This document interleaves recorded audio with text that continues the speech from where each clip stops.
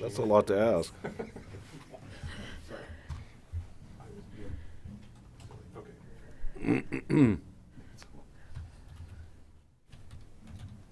You ready? No. Oh, no. I'm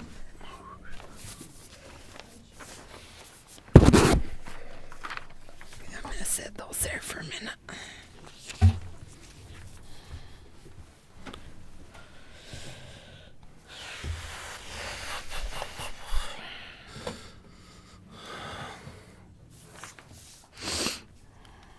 Dr. Blodgett coming today for health department. I haven't heard you. Yeah, Is Is he? scheduled. He's the one that usually reports, isn't he? Or, Yeah. Yeah. Okay. I can reach out to you real quick.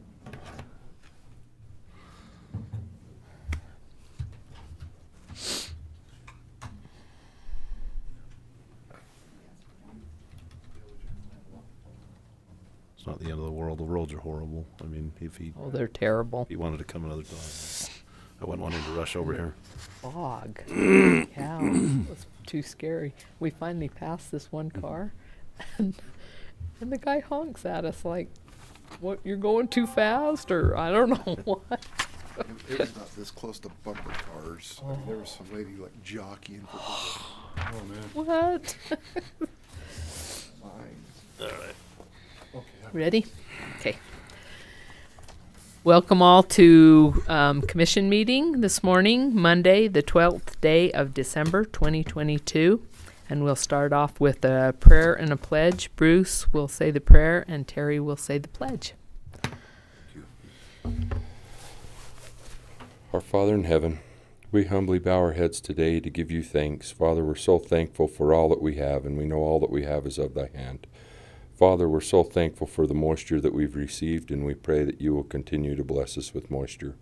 Father, we're thankful for the freedoms that we enjoy in the land that we live in, and we ask that you would guide us and direct us to help protect them. Father, we love thee, we love thy Son, and we say this in the name of Jesus Christ. Amen. Amen. Amen.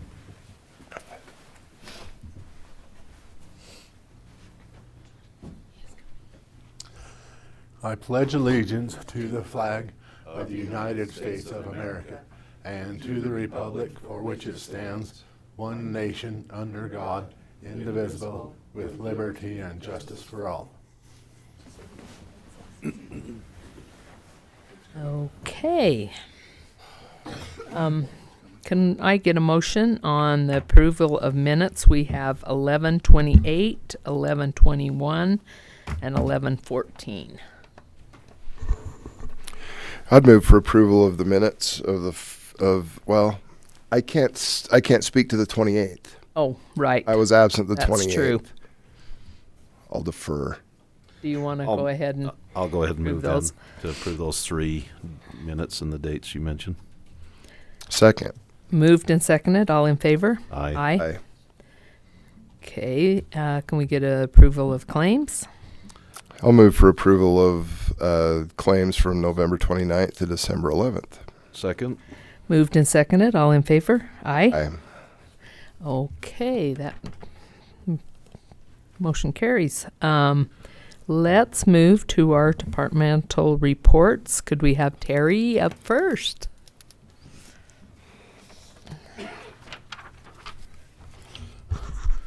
Good morning. Nice white wintry day today. It's good to see it. I know the roads were a little worse coming, but we're glad we're here. To start off, I think we're going to cover just the first page to start with, and then we'll hit a little bit of highlights on the bigger sheet. We have issued 645 permits. This is of November 30th, so this does not include December yet. So we've issued 645 permits year to date compared to 595 last year. So we are up 50 permits this year so far. Last year was the record year, so it hasn't slowed down Another yet. record. Yeah, it hasn't slowed down yet, and you'll see the numbers on the next sheet when we hit that. So our numbers, we're still running like crazy, still busy. We have completed and accepted plan reviews for 693 projects this year, compared to 665 last year. So we're up 30 there. about 30 we've accepted. We have completed 5,062 inspections so far this year, compared to 3,900 last year. The week before Thanksgiving, we averaged 75 inspections a day the 3 days before Thanksgiving.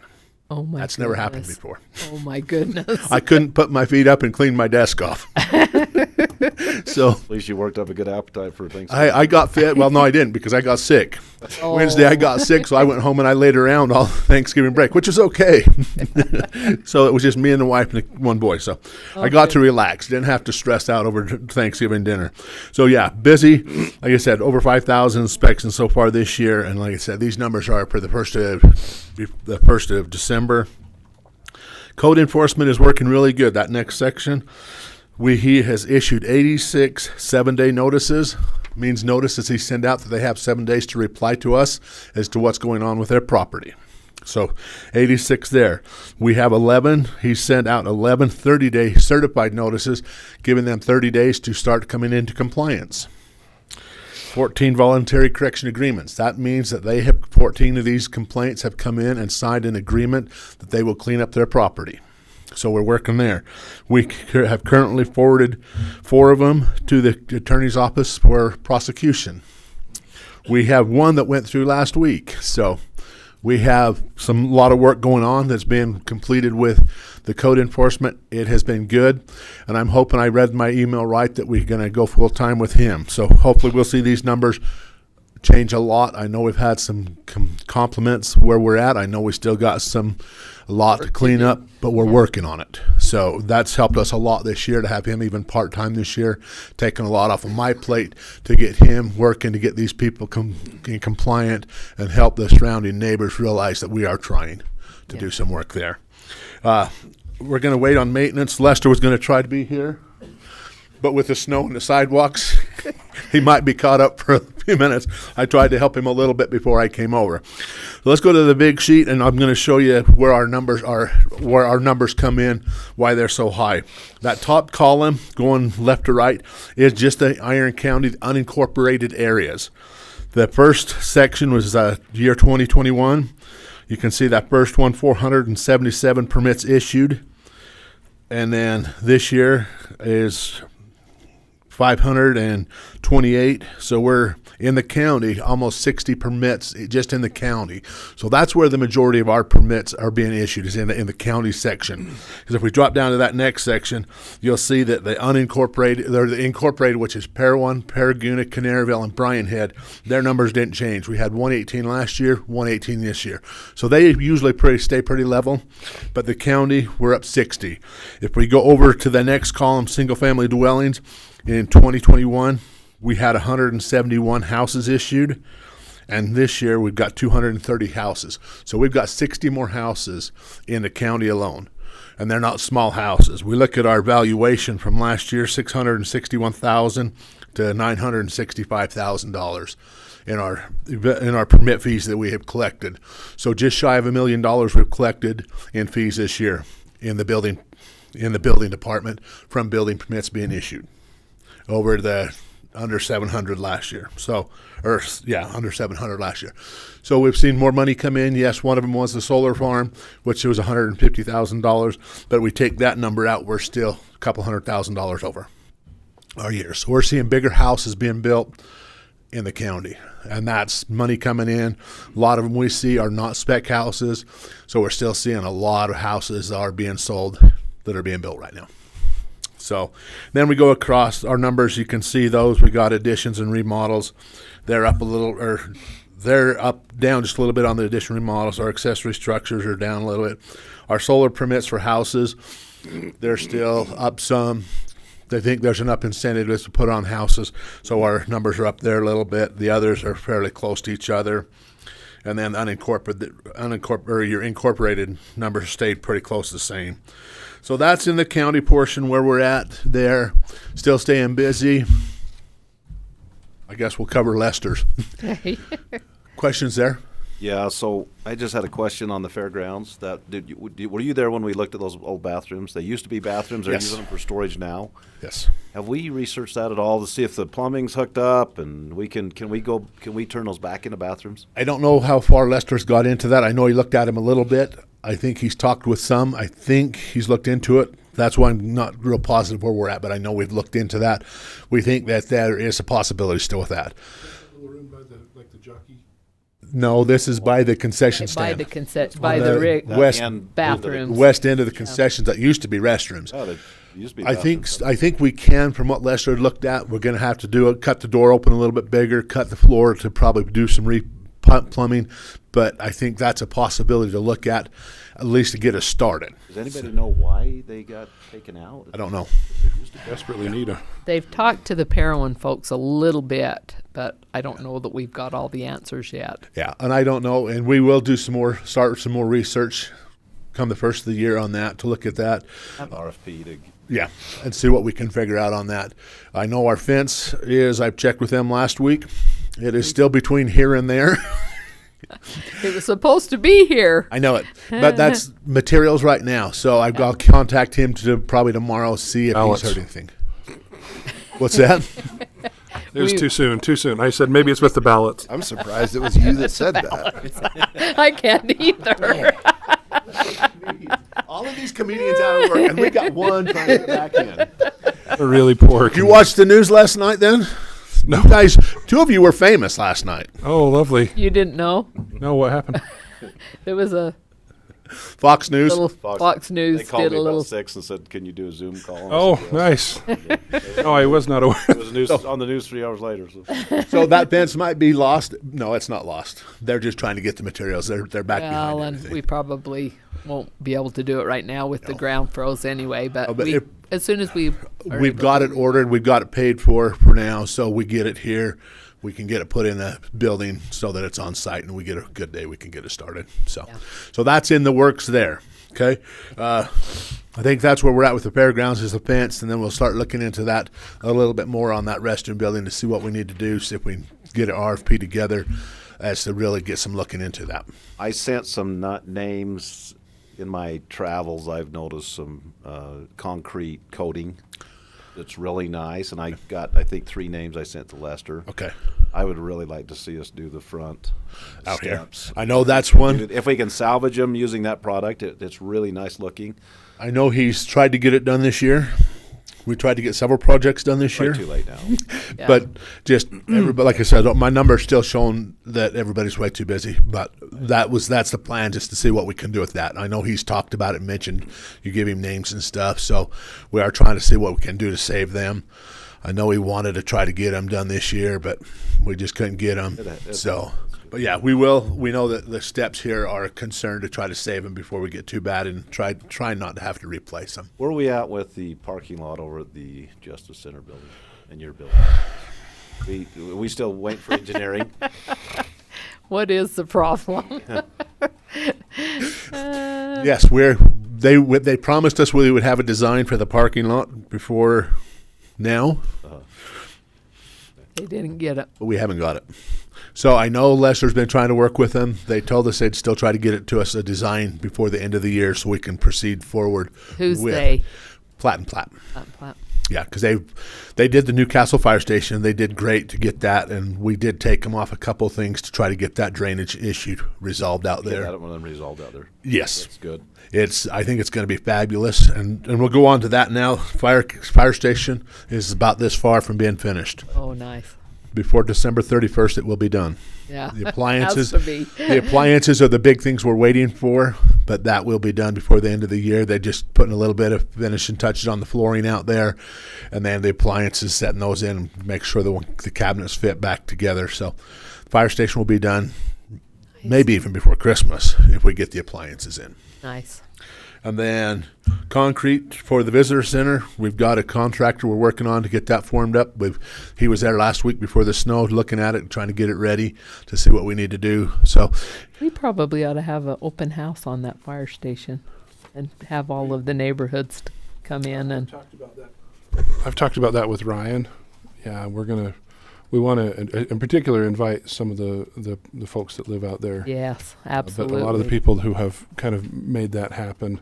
Yeah. I'm kind of planning on cooking for that. Oh, nice. Yeah, and Now, we have you- want to make it a thing. Have you worked with Wayne more than necessarily worked with Wayne instead of Ryan? Wayne Peterson. I've worked with Ryan, and I mean I haven't had that many conversations with Wayne. Work with Wayne. Wayne's the guy. Work with Wayne, He's please. he's the fun. We don't want to offend Wayne. He's done a lot to help us. No, right? Ryan. No, we're only going to do it. Ryan. Yeah, Ryan will be with him, but Wayne is the one that Wayne. needs to. Wayne Peterson is the fire chief out there. Right. Yeah. So work with No, him. I don't want to. Go around. But him. yeah, Right. Ryan. Are you if get- thinking like spring, a little bit more closer to the spring? Well, we weren't sure when Archer. it was going to be done, and we were just talking about either before the grand opening or whatever you do, but Yeah. it'd be you the won't same you won't day. get it done before the Christmas. right. Your No, open no. house. It's going to be No, it's it'll going to be be cold, or after we're that. going to wait. I would And say that was kind of the conversation I had with Ryan. I would say the first part of January, second week, something like that, second, third week in January. Then we know that we're pretty good because, yes, that drainage, they've got that all worked out. They've got that cement pad in front of the base poured out, trying to get the rest of it done around and get gravel back in there and base in there. So It looks great. it's coming good. Yeah, it's So you then- mentioned the slab behind behind Kathy's Yes. extension office. Yeah. So I met with her and we went through the drawings and we pulled the trigger and ordered that little Good. And that's tough shed, whatever you call Yeah, it. whatever. 12 by 24. We ordered that. And It'll that's- come unfinished inside. We'll wire it. Yeah, put some whatever we sheeting, need. a T111 or something on the inside. Yeah, and that's what Lester had worked with Kathy to get the size of the building where she wanted it. So that's what they were trying to get laid out last week.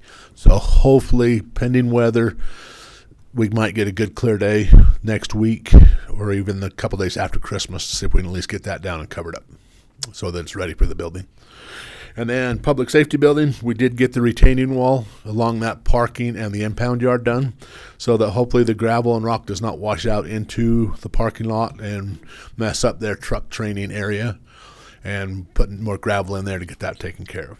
So, and then we've got Tiger Grimshaw working on that surround around the generator to build up that one wall, close the door in and cut an opening on the other side. We're just going to do a masonry wall, right? Yep, masonry up We to finally found somebody that'll do it. yeah. We're just trying to get him there to do it. He's give us a bid and all the stuff.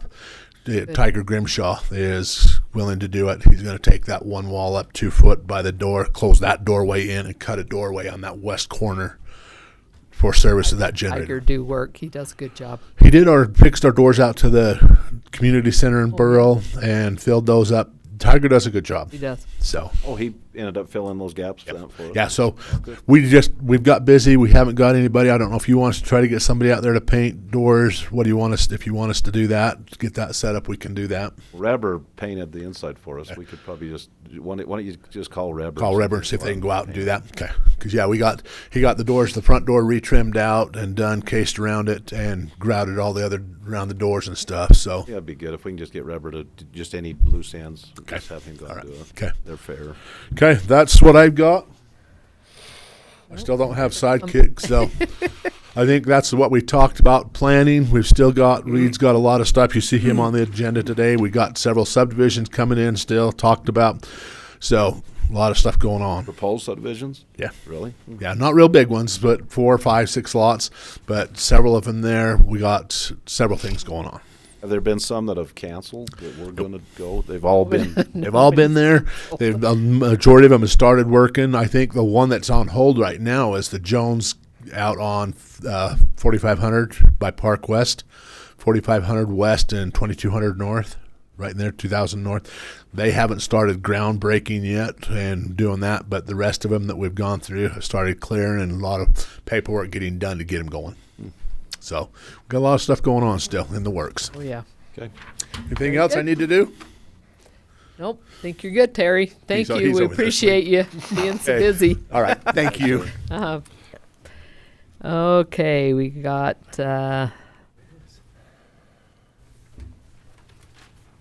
let's go ahead and go with Bruce since Richard's just coming in. Get his coat off and Get acclimated. Good morning, commissioners. morning. Thanks for having me. Let's start. I put the papers on your On your desk there, we'll start with the road department. Our bid opening today for our type 2 that we're bid to have crushed right there on site at the road department. We've had a lot of interest. I can't believe how many people called and said, I'm going to bid on this. I'll bet 8 or 10. Wow. Are we I didn't gonna, know there was that many. Yeah, I didn't either. are we gonna peel off some chips like we normally do again, or? Probably not. Really? Just because we can't wash them. It's real hard to get them clean enough. Oh, really? So that hasn't worked as good as we hoped, or? Not as well as we had hoped. It was, but if we had the ability to wash them, then we could do that. But we So don't. have you had to wash what they did, or? Yeah, just some of them kind of came up because they were so dusty. Oh, So, in the state spec and our spec, it says washed. oh. We tried it, just didn't work. Do we have the ability to wash it ourselves or not? We don't. I mean, you need Really? a wash Do plant. most of them wash it as they do it? Yeah. In the process? Yeah. It's probably worth buying that, right? It is. Okay. Just so that we don't Just so they to- have clean chip. That's what we, Yeah. I see. Justin and I talked about it, and it's Probably pretty important for that to stay down. yeah, to accept it. Interesting. Okay. We're working on a deal with Enoch City right now, maybe gonna do some roads and trade for that CJC, that meeting tomorrow at 10. Property. Hmm. We're working on 4100 West and 7700 West, placing the gravel. They're out, they're actually doing some excavation on 7700 right now. And then we finished placing the type 2 on the Hart Road. Those were the big projects coming up. The Hart Road's in Newcastle. Everybody's healthy and working. We do have interviews tomorrow as well for 2 positions at the road department, both vacated, nothing new. Then our budget's in pretty close. You know, fuel's over. Obviously, fuel and maintenance are a little bit over. But other than that, we're doing pretty good. They are plowing snow. We been plowing since about 3:30 or 4 this morning. So everywhere I've been, it looks good. Well, you know, with some of the subdivisions slowing and that, I think there's some excavators that have laid off some people, so maybe you'll have some good I hope. applicants for, Yeah. for those jobs. Yeah. So, moving on to the landfill, same thing. All our employees are healthy. We our budget for 2022 is a little over in maintenance and in fuel. I think it'll be all right because there's some that are under. Our side load truck still isn't here yet. The new one that we ordered a year plus ago. It might not come until January now. It's just taken a lot longer than we thought. Jeff Basimiak, he's retiring, so we have his position open. There's a position open right now at the landfill. You've probably noticed the stuff from Betsy. And then on this paper, it's just a snapshot of where we were and where we are. That top line on 2022 says 54,000 tons. And a year ago it was 55, but that's when we took all the stuff from the Enoch flood. But if you look, the value is still up, $200,000 from what it was. Interestingly enough, there's on class 4, that is the building and remodel, and it's actually up 3,000 tons from what it was a year ago. So, that's just a quick snapshot of where we were, where we are. That's 2020, 2021, and 2022. So we're busy out there. Things are good. We got everything moved down to the other pit, and our permits through and done. Doug still has to come down and do an inspection, but he's just having a hard time getting away. He's busy up north. We got our fire hydrant Got our fire hydrant. Yep. right there next to the gate, Yep. which will be nice. And we're going to get a water hookup and hook our water onto there. So we've been buying drinking water. We won't have to do that once we put that on. So do we end up doing one right there at the gate, a connection? Yeah. We ended up doing. Well, we gotta You were pay thinking for about it. doing it down to the east? No, it'll just be right there at the gate. Okay. They'll just come off that same line. We'll chase it down and hook our building onto it and the scale house. So I think once our building on, then so will the dog the dog shelter I'll be hooked onto that. That'll be nice. Yeah. and off the well. We're going to continue to keep the well. I haven't worked out all the water right stuff yet, but I'm probably going to wait till 2023 to do that, just because there's a cost to hooking on. I think it was $5,000 or $6,000, wasn't it? So we'll do. Do we have to buy We have water to pay rights and that. give them water rights? No, I think we just have to give them one and then pay for that connection. I'm not sure exactly. I got to research how many water rights there are there. Okay. So I'm not sure yet. We have some now for Yeah. that. Oh yeah, I'm sure We there's own some. in that. Yeah. Good. Okay. Any questions? Anything else? Thank you. Very good. Thanks, Thanks, Merry Bruce. Christmas. Appreciate that. Merry Christmas. Okay, we will go to Richard, the engineer.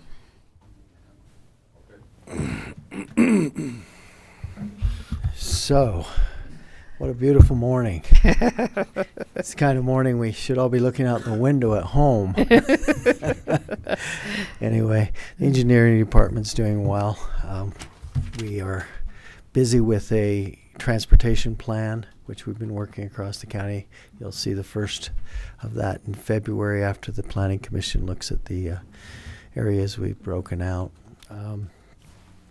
It's an interesting process as you look at connecting to what Cedar and Enix already adopted, but we are looking out for the county to see what we want to extend and what we don't want to extend there. But that's been a big push of ours as we recently passed the I guess what we call the road obstruction. We've started to get a few pushbacks on that. But that ordinance gives us the ability to stipulate and outline what people's response needs to be to interfering with a county road. It's interesting when you talk to people, what they may not be specifically county roads, but it's really hard to explain to them that though it may be on property that has never been dedicated, it's been used by the public for so long that we have an obligation to defend its operation, and that's a learning curve, I think, for people.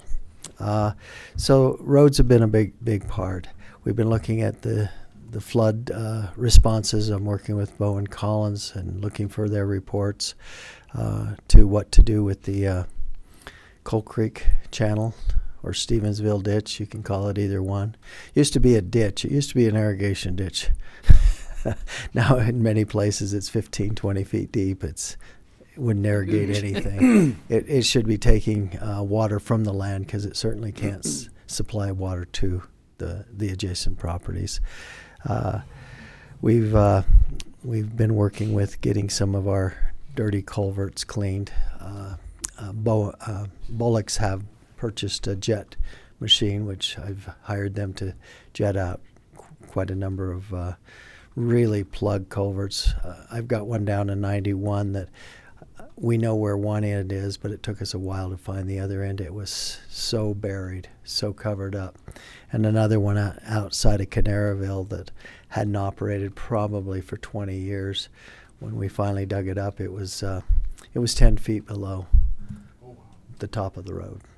Wow. And Curtis just kept digging and digging until there it was. And it just had been neglected, not because, I think because the weather just wasn't needed, and so it wasn't noticed. But for the last 2 years, the water began to flow across the road. So we knew something was there. It was just a matter of discovering it. So there's been just little things. It seems like our big projects have been the master transportation plan and getting some of the ordinances passed that needed to be in place. I'm looking at generating an ordinance also for some properties that as we develop out to the west and out to the northwest, the properties are so flat that they act as bowls when development goes in because all the roads around them are higher. And so I've been talking to the zoning and planning, and we're talking. Right now, we require 18 inches above the crown of the road, but it doesn't specify which road if you're on a corner. That's a problem. The other thing is, when it's so flat, I'm convinced that we need to go 24 inches above the crown of the road, because people need to expect that there's going to be more water retained on their property for a longer period of time. It's not got anywhere to flow. I just looked at a property out by the new belt route that has less than 1% slope. You can't expect water to go anywhere at any great speed when it's less than 1% slope. And so they've come in with a proposal for a subdivision there, and we've already told the engineers that they need to look at the northwest properties and specify that they need a 24 inches above the crown of the road base elevation. And retention ponds. Those are always a give me, a take me. We've seen them fill so fast that they don't, they take the first surge, but they don't help with the second surge. So my goal is to have a relief valve on every one of those, have somewhere else to go, or like these out there, they need to be able to travel towards Quichapa. There is In a ditch somewhere. in a borrow ditch or something Ditch, like that. Mm-hmm. Just like what we did there, as you all got my email about 800 South. I'd like to improve those culverts to larger culverts because of the amount of water we're going to be expecting. We're no longer holding it up in the Westview subdivision. Now it's got to be able to get to the Quichapa Channel without either flooding the substation, which would be a catastrophe, especially if there was enough water. There never has been, but I always worry that there could be, and we don't want to flood the road. So that's all I have. Just busy, busy, busy. Oh, we do appreciate Marilyn. Mary Lee, she's been wonderful. Thank you, John. Thank you, John. You are most assuredly not welcome. Good to She get seems that happy. He might have thrown his mug at She you. really, Thanks, Commissioner. Just pull that she's away a- from him. she really is a good gal. She's really an asset to your department, I'm sure. Yes. So the map issue, we talked to The map. So I don't know if you've been involved with the map that Mike has on his wall. The I just spoke to him RS2477. today, and we're going to meet with Kendall on Wednesday. Because in UAC, it was a really good training with Flipco, and they just basically said if the county has all of their maps on their transportation plan, the BLM's doing theirs. If we get them done before the BLM does theirs, the BLM has to recognize and deal with the roads we have that are on established maps. And so, Kendall, On our resource management plan. when we talked to Kendall, he said he could do a layered map and have it online. That'd be really good. And it'll be a layer of the one we're using for the master transportation plan, I'm sure, when we get to that point. So, yes, Mike and I spoke this morning, and we're going to meet with Kendall on Wednesday at some time and Great. talk about that. I have I speak for the county. The county's got a good relationship with the regional manager at BLM, but some decisions are made over Paul's head. And so Right. but we have been very cooperative together with issues out in the BLM. And he's come to me and asked for my input on some of their roads and some of our roads where they hop and skip, you might say. Yeah. And I still have held the position that a road the public has used is a road the public has a right to use. And he agrees. And so with that, we've been able to have a good working The office relationship. has been really good about that. It's the special interest groups that I'm concerned about. And that's why about we trying want to to nail keep them things down in ordinance. Yep, exactly. I had a question on the cleaning of the culverts. Is Bullock just using one of their vacuum trucks No, horizontally, or they buy another machine to do they those? bought another machine, Oh. and they've got a jet head on it. It How does it work? Do they obviously have to blow it out and then suck it out? So what happens is it looks a little bit like a bullet, and it's got a hose to the back of it. It's a big bullet. And as Is they that the one push that it they bore? forward, That they it- bore too? it's got a That's jet the on one the that- front. That he The- was talking to us about boring underneath highways and stuff like that, Right. underneath the railroad tracks. And So when it pushes forward, Commissioner, it has a small nozzle on the front.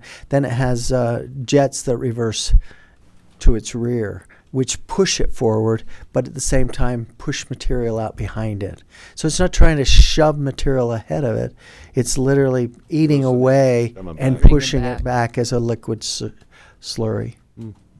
And yeah, yeah, so it's a very expensive machine. He was telling us about it, but that's so because he he's doesn't probably wanna- thrilled to- He purchased a new one, and he also has a used one which he uses. It was interesting the morning he was working out on 3900. This is totally a side note. It was one of those cold mornings. They got out there and it froze, just from their shop to there. oh my gosh, They were out there and They had trying to to go heat back it, and- heat up the mechanism. The water storage wasn't frozen. It was just the line between there and the jet. oh wow. But they got it working, and we got it. Yeah, I think we did really well. The time it took them to do it was a lot less than it would have taken us, so it was a good investment. Oh, they're awesome. Yeah. Yeah, the equipment's good. Okay. Any Thank other you. questions? I don't think so. Thanks, Richard. Thank Appreciate you. Thank you. Okay, we'll go to the health department. Dr. Blodgett. I noticed he skipped on in here.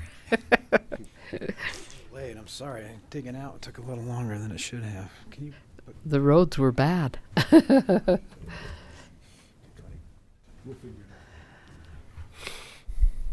Well, thank you for letting me come and say hi. It's nice to see you. It's nice to do it under a little less stressful situations than some of those Yeah. meetings were, right? For sure. Appreciate the opportunity to be your health officer and to address a little bit about what's going on in the health department. If you have any questions for me, you're welcome to do that. One of the perils I've found is that now people have discovered the health department, right? So everybody thinks we got to solve all of their problems. And, it turns out some of them we can help with, some of them we can't. But it's been an interesting, as we try and transition to new things away from COVID. People don't sometimes understand what the role of the health department is, so that's been a part of what we've been doing. We've spent some time up on the mountain, Commissioner Cousins and I, trying to figure out. The counties at one time decided that water hauling ought to go through the health department as kind of a stopgap to decide whether or not there was enough water for communities to be there, and that's, as we've grown and there's been more demand for more and more remote places, I think that's an issue we'll continue to see going on. But I think we've made it to a good place, right, Commissioner? I'm grateful for the staff at the county that have helped us get to a good place on that. So I did. That was not going to do it. Do you need to do anything besides go through your No, report? just no. That's good. Okay, down is the thing, and the laser does work on the screen. Thank you very much. So, I do very much appreciate Commissioner Cousins being on the board and helping us work through a lot of issues that we deal with there. You're probably aware we're a 5-county organization, 5 county commissioners, 5 appointed members of the board, and so Commissioner, I think we appointed somebody to the board from Iron County, and did you do it here in commission? I don't think we've gotten the letter on that, so I'm going to invite him to our next meeting, but that's Kent Peterson, I think, Right. and We did so approve him, right? I think we just need to get the letter. And we just need to write you a letter. just write us a letter so it's official and we Remember can, Can you do Yeah. that, John? yeah. Are you sure we did that? I thought we did. Yeah, you did. Did we? Okay. But we'll get that letter. Yeah, Be in the yeah, minutes. so, I will let you Yeah, do that. look in the minutes, make sure. Well, maybe we ought to just do it again, just to be sure. I mean, I think we did. It but wouldn't- I'm pretty it wouldn't sure. hurt. yeah, Yeah. we haven't Okay. seen it, but who knows? Sometimes things get lost in the mail. Letter to you. Okay, that's great, just so we're official, but Is he coming to our meeting? But I'm going to invite him for Wednesday if that's okay. Yeah. Okay. Good. So here in Cedar, our staff, we surged during COVID. We almost triple our staff levels, and now we're inching back down to normal things. All of our COVID funding runs out mid-year next year, so we'll be back to normal levels. It's hard to keep them busy actually right now, and I'll show you why that is. But I'm hoping a little bit of the crazy of the world will diminish here, and we can do some normal things. It has led to a lot of legislative oversight and looking at what goes on in public health, and there's been a lot of banging on pans about all the wonderful things that they're going to do in public health, and then when the actual bill came out, it was mostly just we want people to pay attention to public health. So and nothing's going to change for us, but it does mean a lot of time in legislative meetings that's not productive for anybody, especially me. But that's where I spend more of my time than I should recently, because DHHS and UDOH merged too. There's some interesting things going on with. Just remember, when everything's said and done, there's always more said than done. That's right. That is exactly. People always ask me how it's going with COVID, and I say, well, if the politics had stopped, I'd be just fine. But it's the politics that are causing the trouble right now. With all of that, the nature of public health is changing, right? It's much more of we're trying to integrate better with the state. We're trying to get a lot of positions out of the state into the local level. I mean, there's a lot of shifting going on. I don't know if you knew, but the Department of Health and Human Services merged with the Utah Department of Health. That's created opportunities and peril and, quite frankly, a lot of work to try and figure out how that works with the balance with local entities and things like that. And so it's been an interesting moment. COVID changed the whole entire landscape for what public health looks like, and public awareness and all of that. Most people didn't know what public health did. I used to joke that my mom doesn't know what I do, right? And now most people at least know that we were involved in the COVID stuff. But it doesn't highlight the breadth of what we deal with. Our 140 different programs across the, really anything having to do with health and wellness of the population. But often we have about this much funding for the breadth of all of that. So we are very careful to make sure our resources are efficient and focused in the right areas and all that things. And that's why we have a wonderful board to help us with that and stuff like that. So we did break out our WIC program, Women, Infant, and Children, which is a nutrition program for vulnerable families, from our nursing program. Turns out nurses are almost impossible to hire in the post-COVID world, and so we're trying to get away from our reliance on nurses as much as we can. We're down to 4 nurses in our whole department, where we used to have 15 or 16, and that's going to be a much better thing for us. But what it's meant is we end up traveling our nurses a lot more. So the nurses here in Cedar travel to Beaver and Garfield counties and so it's a more efficient model, but it's not as resource rich, right? You have to come to our office when they're available. Here in Cedar, though, we're still able to offer everyday service. We can't do that in those smaller offices. You want to mention the letter we sent to the governor about the so the board, so the commission knows, and the board and signed off on a letter to the governor where we raised awareness of the issue that so one of the big pushes the governor's had is to place jobs in rural communities. But the unforeseen consequence of that has been that they come in and they take people into the state jobs that have all of the skills, and then everybody that's left we can't do it with, right? So nurses was a great example for us. The state came in and they're all pretending to work from home on telehealth, right? And so all of our nurses said, hey, this is more money and we get to work from home, which is a lot easier than doing what we do at the health department. And so you end up with nobody working. It's very difficult to hire people, and I think that's happened across a lot of law enforcement and a lot of other areas. So the commissioners were excited and keen to at least have the governor be aware that just bringing a job into a community doesn't necessarily create new people to fill those jobs, and there has to be some kind of balance there. Did I summarize that okay? Oh, good. Commissioner? Did you hear anything back? Well, they basically they said, well, you got to pay your people more. And I said, well, it's pretty hard when you don't give us any money. And they said, well, we'll talk about that. So That's pretty easy. it was an easy solution for them. It wasn't an easy solution for Stop me. with so. unfunded mandates. We, Yeah, and I think a lot of discussion needs to go into if the state's going to require it, then the state needs to figure out how to pay for it, and so we'll have some of those conversations, Commissioner. But anyway, I thought I could do 2 or 3 slides to summarize COVID, so you can tell all your friends you know where COVID is at right now. But if you look here. This is who it is that has historically died from COVID. And we look here at this period of time, you can see everything is flat going down. This curve is the over 85 crowd. So all the way through the pandemic, that age factor was always the risk factor that we worried about. And as we've really decreased the amount of what COVID does in the community, it's still that group, right, that we worry about the most. And so when you look at hospitalizations, you can see we've divorced the curve. So this is overall hospitalization. This is how many people end up in the ICU. You can see how it's almost non-existent now. This is the percentage of hospital beds that are full overall versus how much is from COVID. So really dramatically different picture. So it was always a small portion of the population. We ended up in Utah with 0.155% of the population having passed away from COVID over the last 3 years, right?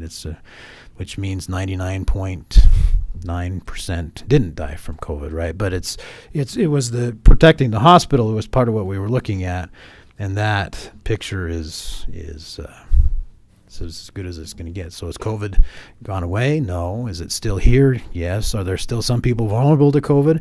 Yes. If you're over 65, should you continue to look at boosters and all that kind of stuff? Yes. But I think we have a much more reasonable approach to COVID now, and I'm grateful for your work in helping with that. And so there's our overall curve. You can plot all of the trauma over the last 3 years on these waves, right? So here's the initial. I can't see it very well on that screen, but the initial wave, the first winter we had, the Delta wave, Omicron, and then the various Omicron waves that we've had afterwards.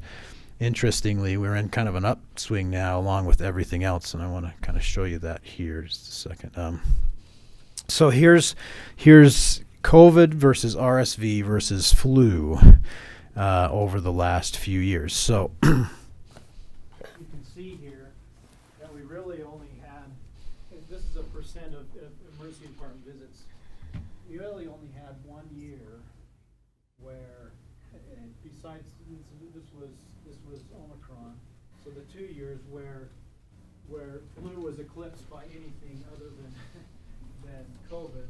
And you can see really our tracking of flu is almost non-existent. Now you can see flu is back, and if you can look over here, it's kind of cut off on the slide, I apologize, but flu has now eclipsed COVID again. So we're back in flu. But hopefully we won't shut society down for flu. But it's in it. We're back in that transition. You can see we've got a really kind of a strange. This is flu hospitalizations here on the left, and then influenza-like illness. So influenza-like illness includes COVID, includes RSV, includes human metapneumovirus, all of those. So here's the hospitalization. You can see the curve has been much earlier this year, right? And the suspicion is it's going to be a really bad flu year. We haven't had any flu shut down. But this is all of the. You can see we have enough flu that we're almost to the peaks of when we had COVID for influenza-like illness. So the cycle continues. We always have an upper respiratory tract infection circulating through the population, and the advice is always the same, right? Don't go to work if you're sick. Be kind to others. Wash your hands. All of those kind of things, and we'll continue to be as reasonable as we can. There is a vaccine. It's a good idea to get it. So But we want to get back to the real things that we worry about. Here, these four factors account for 70% of the healthcare expenditures that we have, 70% of fatalities in our society.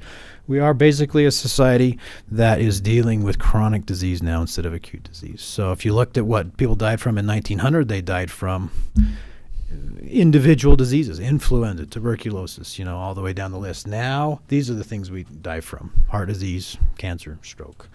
So if you can not smoke, exercise, eat your fruits and vegetables a day, and maintain a healthy diet, you'll cut out 60 to 70% of the risk factors for dying at an early age.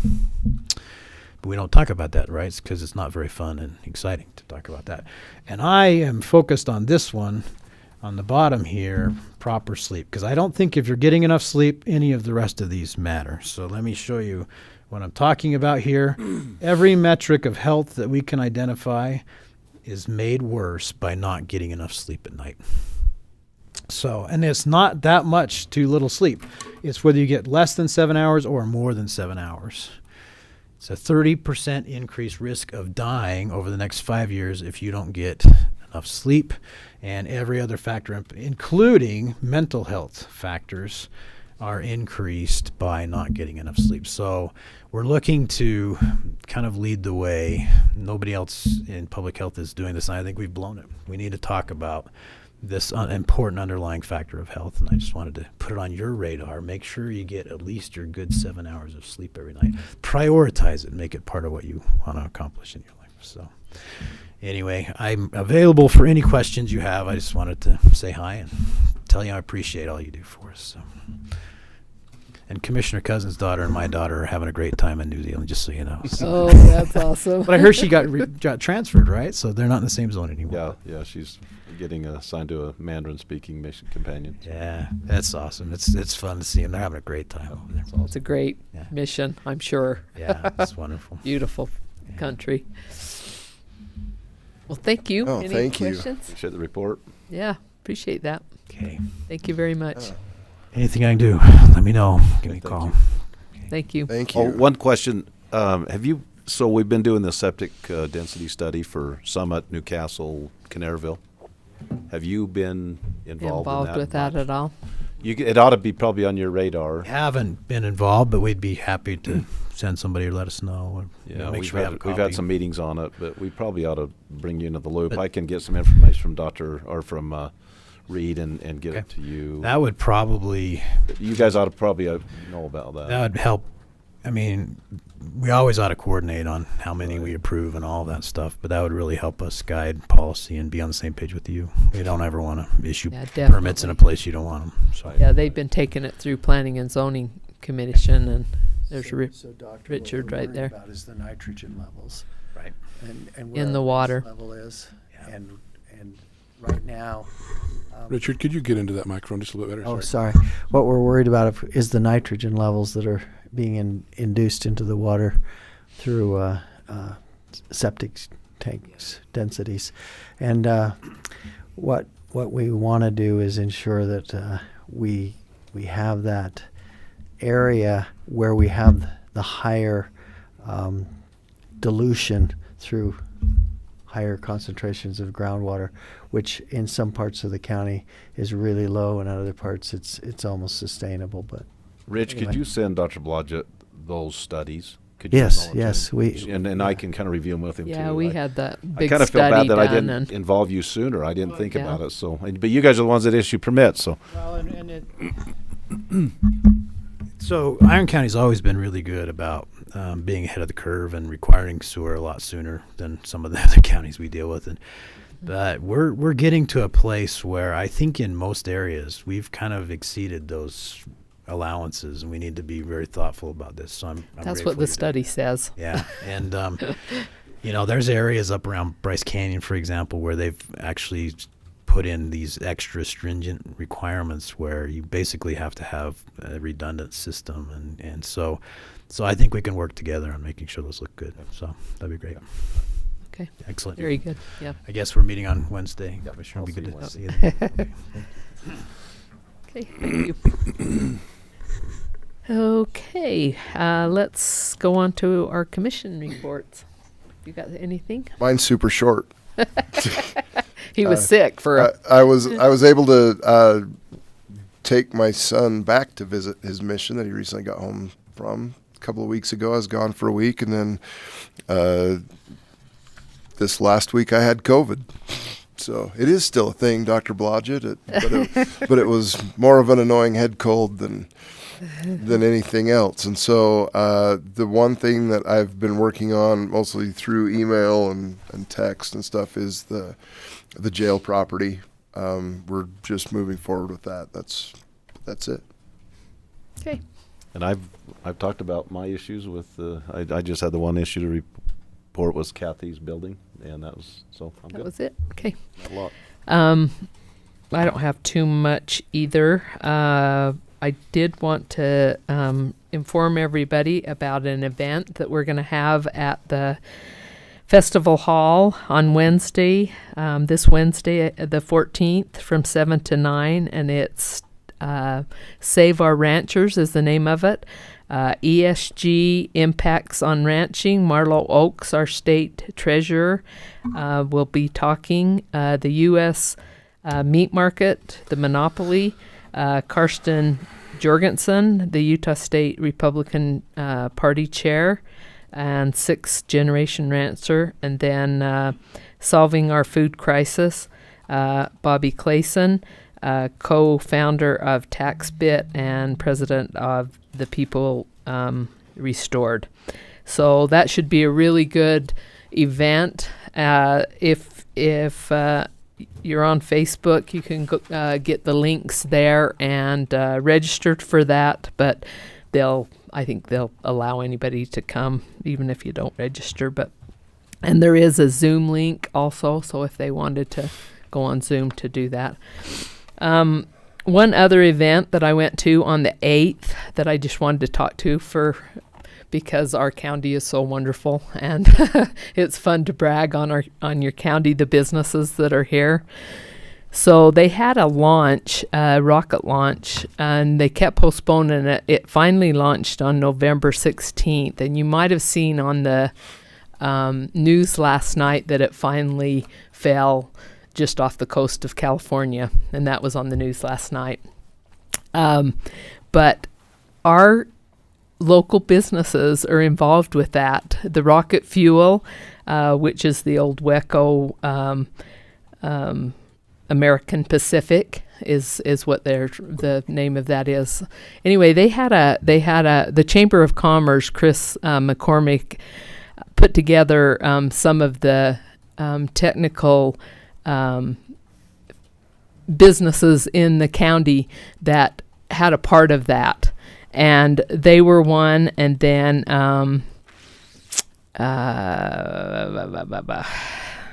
let's see, Align, which was Morton, Metalcraft.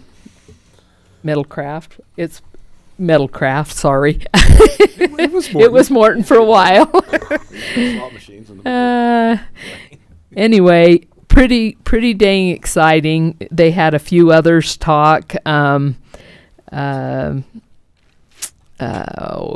Danny Stewart talked about economic development. Brennan Wood about the programs that they are training some people to go to work at some of these plants.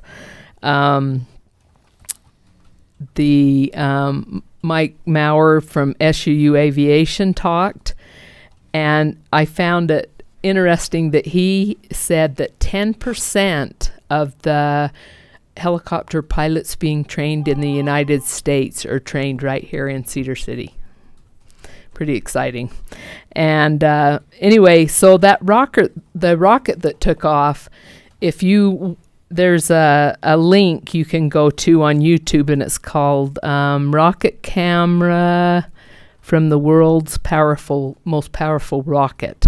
And as it blasted off, there's 2 cylinders on the side. All of those cylinders come from Cedar City. Those big cylinders get that momentum to get that up into the air. He showed it. It's pretty interesting because it launches and goes sideways, with the rotation of the Earth that helps it launch it into space. And then of course when those side things from Cedar City, then they fall off after they get to a certain point, after they all burn up. But they make those, and he showed us what the fuel actually looks like. It looks like a table salt. It's just white and just table salt. Very interesting. And they put them in these big, like, round colanders, and then they stack 5 of those up on each side. And it was like millions of pounds a second that put that into the atmosphere, and just really interesting. And there was the RCS rocket motor component. Gary Runsfield also talked. It was interesting. He was talking about some of the motors that he used. His business that's there off of Airport Road, and they're getting ready to expand too. That some of the motors that that they build in their plant goes into the military drones that kill people, that kill our enemies or whatever. But I thought that was very interesting, that those drones that they have a part in that. So anyway, I just wanted to talk about that for just a minute, because it's just so interesting and fun that we have those different, businesses here that are so fabulous and contribute to our economy. So we will take a little break. It's about 5:10. Let's just take 5 minutes, and then we'll come back with our 10 o'clock meeting and get started on that.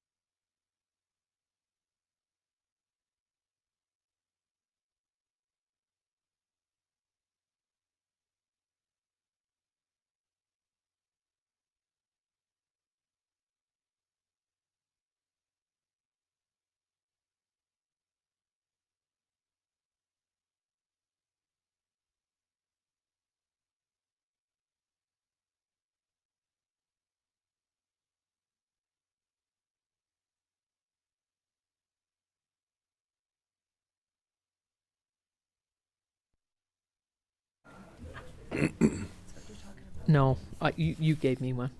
Yeah. Oh, crap. I can't do that. I'm going to have my thing up. You ready? Yeah. Okay, welcome back to our 10 o'clock meeting, Monday the 12th day of December 2022. And we will start out with a public hearing. Do you want to talk first? Yep. Dan? Public hearing regarding amendments to the 2022 budget.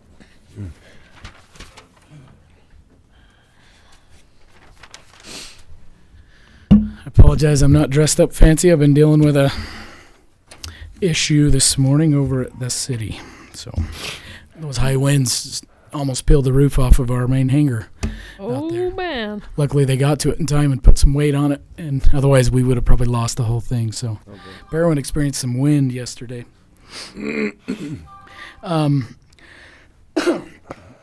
So this is always a little confusing at this time of the year. As you know, last meeting, I did a presentation and we did a public hearing on the 2023 budget. This is the last meeting of this calendar year, and it's the last opportunity we have to amend the current year budget. And so I typically will do a budget amendment at the end of the year to take care of housekeeping things, grants that were added, anything like that, anything that will be problematic if we get to the end of the year and have an issue. So I'll just cover, I don't have a big presentation. I'm just going to cover some of the highlighted items. I have had this on display in my office, and I've given a copy to the commissioners.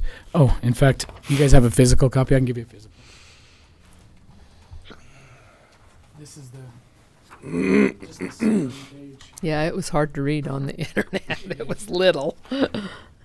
This one's pretty hard, too, for old people.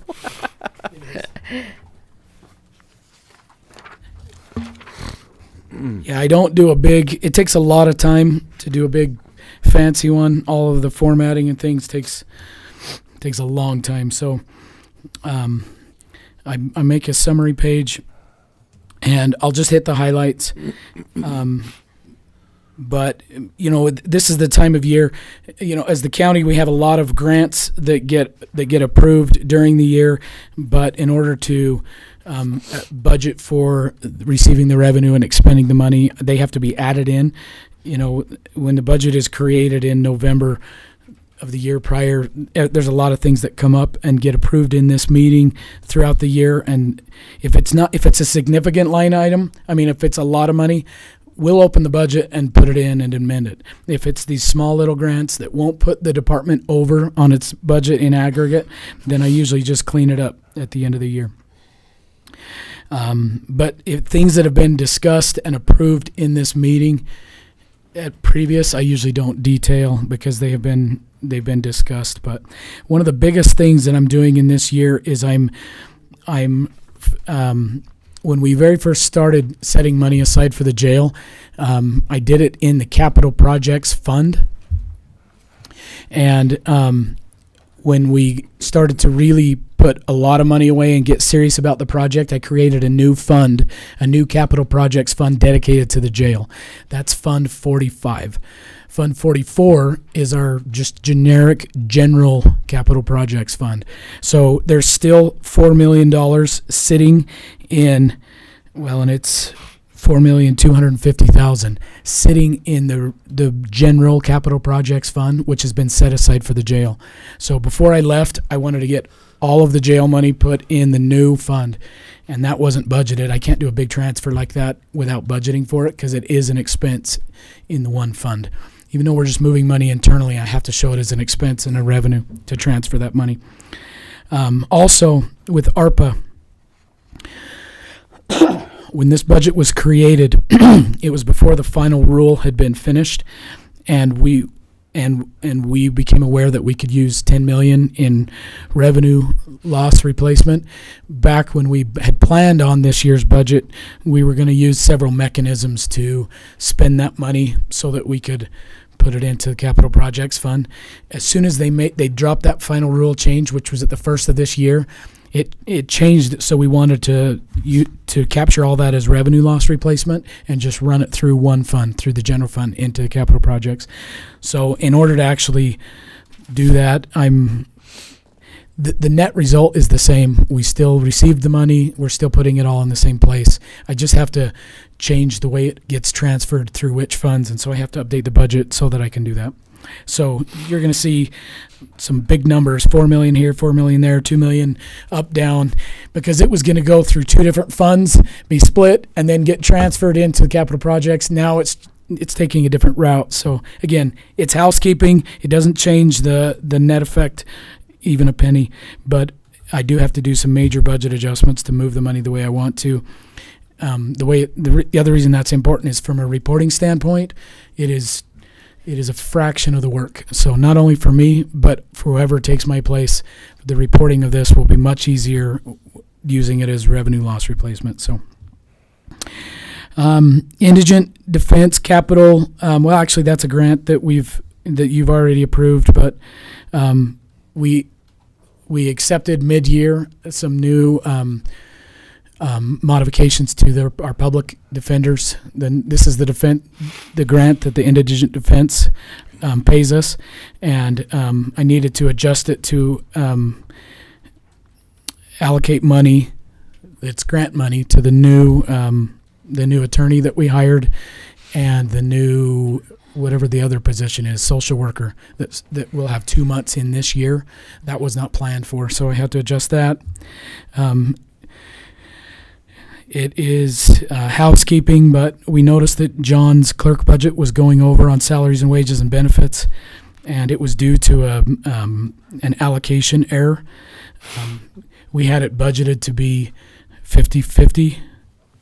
No, we had it budgeted to be 100%, and it was actually being allocated 50-50, and so it was throwing the budget off. Rather than journal entry and move the salary, I updated the budget to match what had happened in real life. So the difference, it was between clerk and elections, and when I discovered the problem, I noticed that it was budgeted incorrectly in next year's budget as well. Usually something like this we don't notice till it slowly gets askew, and then it's not till the end of the year you see that one department is way out of whack and another department is out of whack the other way on these departments where we share wages between departments. So anyways, this corrects that. Looks like John has something to say. I do not. Okay. Other than, yes, some of our employees, the source of their wages are split between, at one point we had 4 different sources with 911 and things, but it's a bit simpler now. It just, like you said, the allocation wasn't done.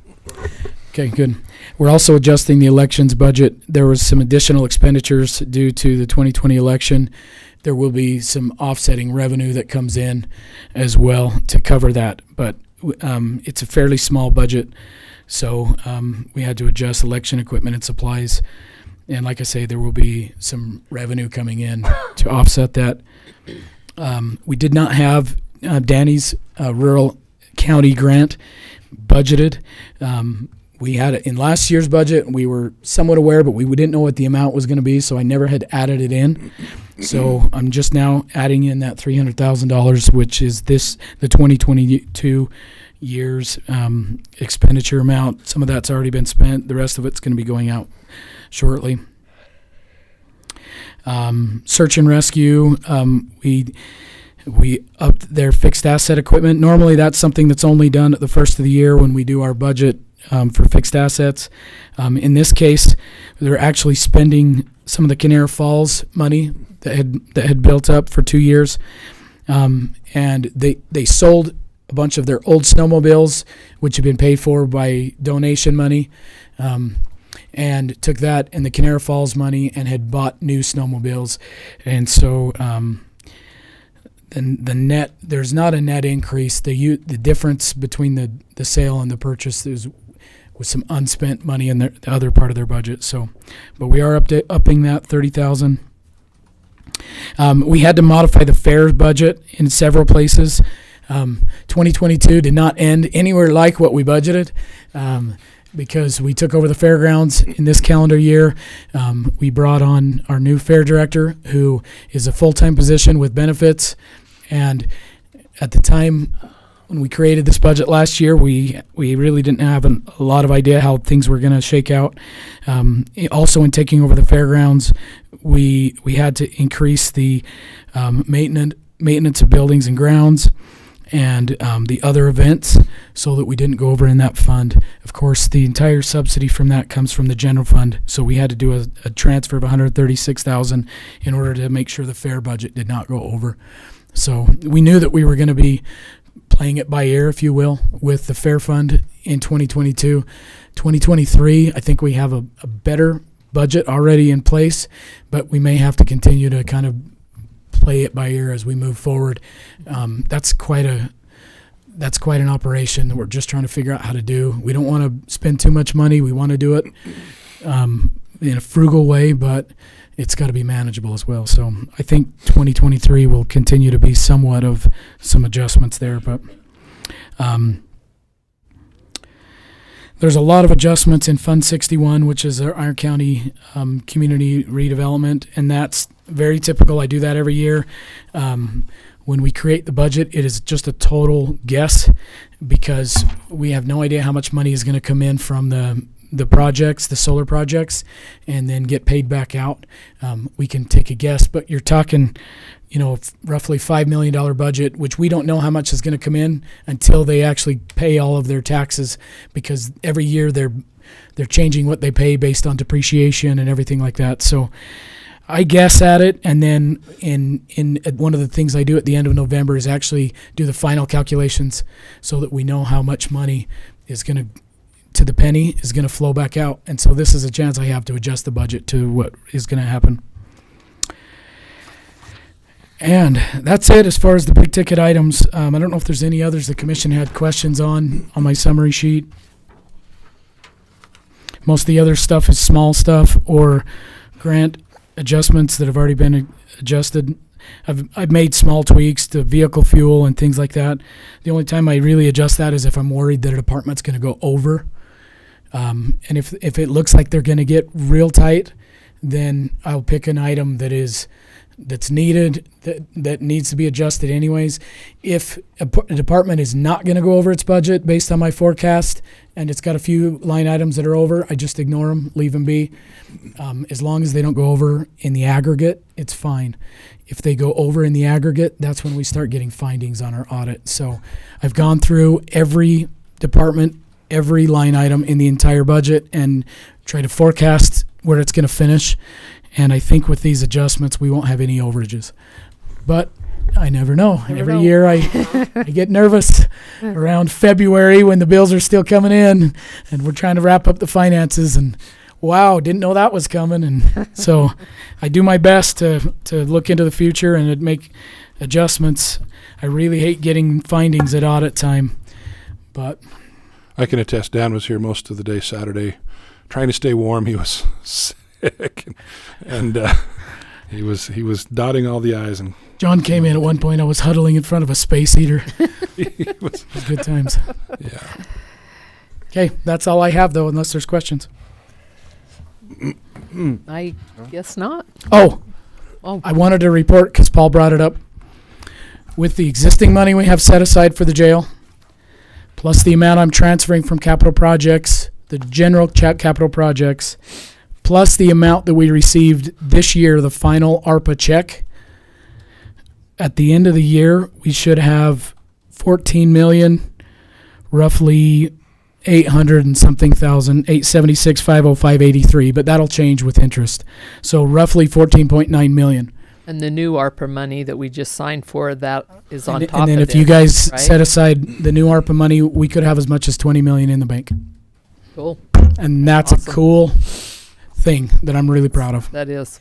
And we should all be. Yeah. Yeah. That's awesome. That's federal printing press money that didn't get wasted. Instead, we'll keep down the size of our bond when we have to bond for a jail. And that's pretty impressive to have done that legally, Yeah. which we did. But it took a lot of work. So anyways, All right. Well, the chair will open the public hearing on the regarding the amendments to the 2022 budget.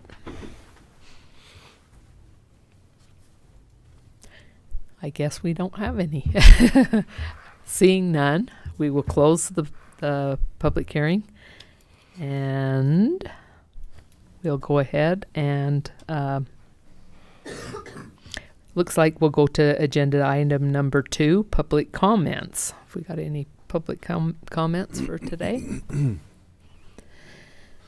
Boy, we got some quiet people. Oh, but we're going to have Cindy come up. Very good. Good morning, Commissioners. On behalf of Congressman Stewart, Merry Christmas. Oh, thank you. Things are crazy in D.C. We still, again, don't have a budget. We don't know, even at this point, if we're going to have a continuing resolution that's going to get us through a week, a month, wait until next year when the new Congress is seated and let them make the decision. But we are watching that and trying to figure out what's going on. Other than that, we are just trying to make sure we What's the get date things on done. that? Isn't that in December? Yeah, they're waiting for the vote to figure out what they've got. They usually kind of volley and try to figure out when, but I think Friday we're out of money again. So we're not out of money, we just are out of budget. So Yeah. that will happen before Friday. They will vote, but again, we don't know if they're going to vote for a week or a month or do something for a year, and it's unlikely they will do it for a long period just because they're not even close to where they've got any sort of agreement on even a top line number. Other than that, we are working on our community project fundings. If there's community project funding, if you guys have things you want You to have work one on. that I've been going to call you about. We are really in need of Iron Springs Road. Is there any way we could put in for that? And Yeah. how do we go about that? Could you help me with that? I'm on I'll it. help Are you. you on it? Mhm. Okay, I've been working with Celeste, Okay, cool. perfect, Awesome. perfect. Yeah, And- whatever you need. and we'll work with Cindy. Yeah. Because that deadline's in March, correct? It's in March. The reason we try to do it so much Because the behind legislature. is that, well, and when they say it's open to when it closes, it's usually a 10-day to 2-week period, so it doesn't give us time to do a lot if we haven't done a lot of the legwork. And with the new Congress, we assume the process is going to stay the same, but it may change, so And isn't that, it has to be a shovel-ready kind of a thing mostly? I mean, do mostly we have shovel-ready, our- yes. have It has to have be our engineering and stuff Yeah. done on it? There are things you could break it down so that you could do just the engineering if you wanted to do that, and then do the actual project the following year if you can break it into segments. We just can't do, Is it more attractive for them to approve if we do it that way? not Not necessarily. Not necessarily. It just has to be completed within that budget year, but what is a budget year at this point? I mean, we don't even know what, anyway, When the so. budget is. Yeah. But I can work with you, Marilyn, or you, Mike, Yeah. Commissioner Blake, Commissioner Woods, sorry. It's important that we get going on Working on that. on that. I know that I talked to Celeste before on it last year, and we just wasn't close enough to be able to put in last year, but we probably ought to definitely go forward on that because we really need some help with that. Okay. So. All right. And that's all if you don't have anything for me. Nope. Thank you. Thanks, We'll Cindy. suck Reed into that process. Just he looks way too, Look at looks him. way too comfortable down there. So That was a bad look. Okay. Okay, we'll move on to number 3, resolution 20. We have more public comments. Oh, more. Sorry. Oh, Sorry, there were. state your name. Oh, Tyler Melling. Sorry, I'm going to move this a little bit. There we go. There were a couple of us that were looking like we were going to get up, but we decided to let the ladies go first, right? That's the way we do things in the county. So, Oh, sorry, I was going to start this too, so I can keep track of time. I want to keep it short. Okay. Plus, us lawyers, we're always on the clock, right? We want to bill by the minute, every 6 minutes, right, Mr. Whittle? So, anyway, I would just like to speak briefly. I know it's coming up later in the agenda, but since it's not a public hearing, the resolution regarding the election officials' ability and discretion to administer in-person or mail ballots. When we were having some of the challenges this year, I went back into the state law to figure out when did this happen? When did clerks of counties have that ability stripped away?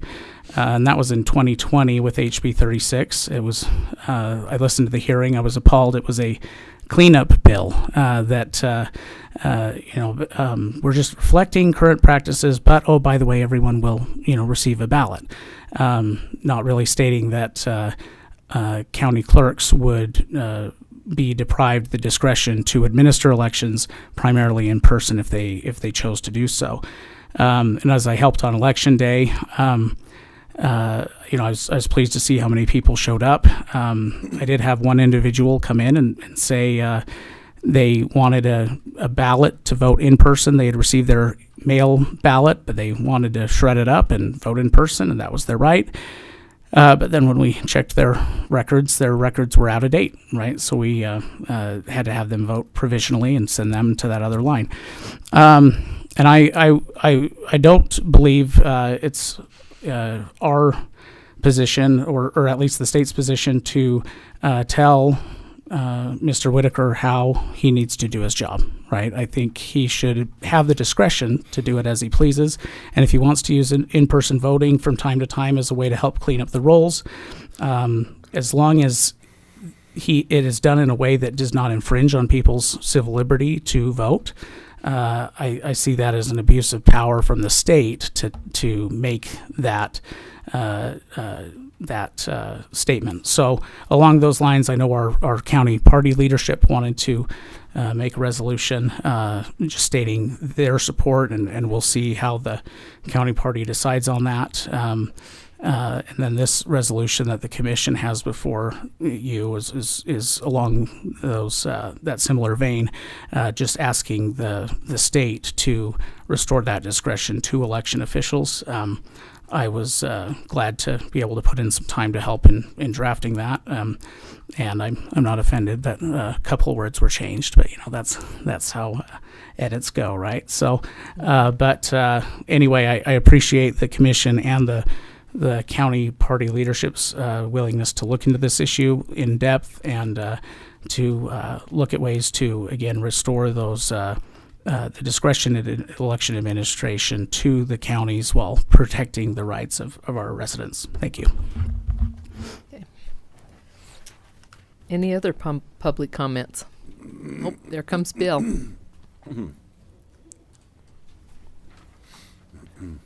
We haven't seen Bill for a while. Have you been okay? No. Uh-oh. My name is Bill Pressgrove, or William Pressgrove, and this statement that I'm making is a letter that I sent to the chairman of the Iron County Republican Party.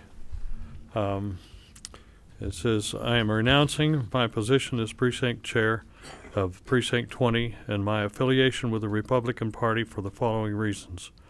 Number one, all but one candidate in the last primary election threw the caucus system under the bus by collecting signatures to be placed on the ballot. This action by the candidates indicates to me that they are not statesmen, but politicians, and are more interested in getting into and staying in office than they are in fulfilling their responsibilities to their constituents. Number two, the politicians that won the election have stated to me that they support some of the planks of the party platform, but not all. I personally believe more strongly in those resolutions than many of the office holders in the county. If these elected officials don't agree with planks of the platform, why don't they fight to get them changed instead of just ignoring them? Number three, Those office holders have sworn to uphold the Utah Constitution and defend the rights of their constituents, yet they don't defend the rights of their citizenry. They pick and choose the articles, sections, and clauses of the Utah Constitution that they use to keep themselves in office and ignore those that support the citizens' quote, inherent and inalienable, end quote, rights to, quote, enjoy and defend their lives and liberties, to acquire, possess, and protect property, end quote. They uphold the Iron County Code that denies the citizens of the county those rights affirmed by Article 1, Section 1, Clause 1 of the Utah Constitution. Title 17 of the Code denies citizens' rights to do with their property or acquired property as they see fit and become the arbiters of what an individual can and cannot do with their property. Additionally, all too frequently, adjudication is used under the auspices of, quote, conditional use clauses, end quote, allows individuals, if they know the right people, to circumvent the intent of the use established in the title, rendering said use more or less null and void. For this reason, I resign as precinct chair and withdraw from the party who elected officials don't have by the statement of beliefs they support. Don't live by the statements of beliefs that they supposedly support. Thank you. Any other public comment? Okay, we'll move on to number 3, Resolution 2022-15, adopting the 2022 budget amendments. And Dan pretty much gave his presentation, so should we just can we have a motion? I'll move to approve the resolution 2022-15, adopting the 2022 budget amendments. Second. Moved and seconded, all in favor? Aye. Aye. Okay, moving on to number 4, Resolution 2022-16, adopting the 2023 final budget. I will move to adopt the 2023 final budget as presented by Dan Jessen. Second. Moved and seconded, all in favor? Aye. Aye.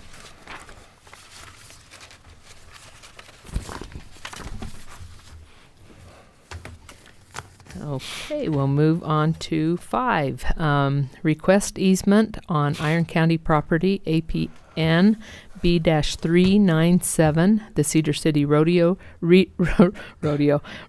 Club is preparing to plan to improve the Cedar City West Canyon Park and request an easement on behalf of the Southwest Irrigation Company for the proposed ditch alignment.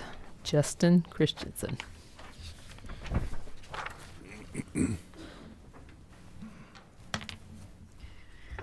Good morning. Good morning. County Commissioners. My name is Sue Longson, and I'm here today representing the Cedar City Rotary Club with Justin Christensen, a fellow Rotarian, and he's an engineer at Ensign Engineering. If you weren't aware, the Cedar City Rotary Club has been working on the Canyon Water Park project for several years now. We've been in the fundraising portion of getting the project together. We have enough at this current time to begin phase 1, which is where Justin comes in the process of drafting phase 1 of the Canyon Water Park project. We discovered a Nevada-shaped orphan piece of Iron County property. So in the rerouting of our water play area, it would cross that feature. So, Justin, did you want to? So what we are seeking today is permission, rather, and to gain approval for a potential easement as we work with Cedar City and as well as the irrigation company. This may change slightly, But if we can know ahead of time whether we do have permission or the potential future approval to cross this property that is owned by Iron County, that helps us up front in the design process. And of course, the intent with the realignment with this irrigation ditch, we don't want to restrict the flow or change the amount of flow. That's why we are working with the irrigation company closely on this. But the intent, as Sue had mentioned, is to make it easier, more play friendly. The ditch right now is concrete lined. There are rocks. There's potential for injury. So where that is a prominent feature, many people do take their children to the park to play in that irrigation ditch. We want to make it friendly and safe while also not restricting the flow of water there. So. So to be clear, that B-397 is this piece here in the middle? Yes. Correct. Okay, and you are just kind of asking for an easement to be able to use that? Is that correct? Yeah, just that one reroute of the ditch. Right here? Here, I'll go over. Yep. Yep. Go ahead. So the future phases, this was going to be our Chafin gristmill replica that we were going to build. That's a future phase. But we wanted to reroute the ditch to come across this piece of land through here. And then, so we still need to do that first, and we'll do that at a future phase. And then this is an additional future phase, is expanding this parking lot, because it's our assumption that with these improvements with water play in the park, we're gonna get a lot more visitors to this park. So we wanted to put in more parking, and this is access over to the existing parking lot that's there behind those homes.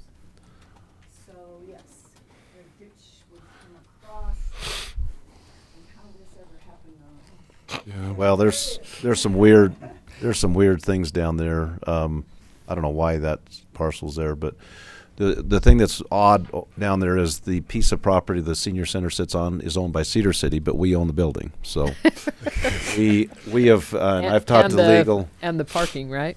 We own Iron of the County owns the parking. parking lot to the west of the senior center, but Cedar City owns the property the senior center sits on, and I'm not sure whatever. I assume Cedar had that property, and the county said, "Hey, we need to build this," and it was a handshake. We can't find anything in writing. It was before us. I would like to see us. I'm personally fine with this, but it'd be nice to maybe trade that piece, just trade that to Cedar City, that piece of property, and just Because it's part of the park now, and just finalize and say, let's trade that piece for the property under the senior center. Just clean all that up. That'd be I'm good with this anyway, but that'd be a nice thing to maybe. Absolutely. Yeah, this is weird.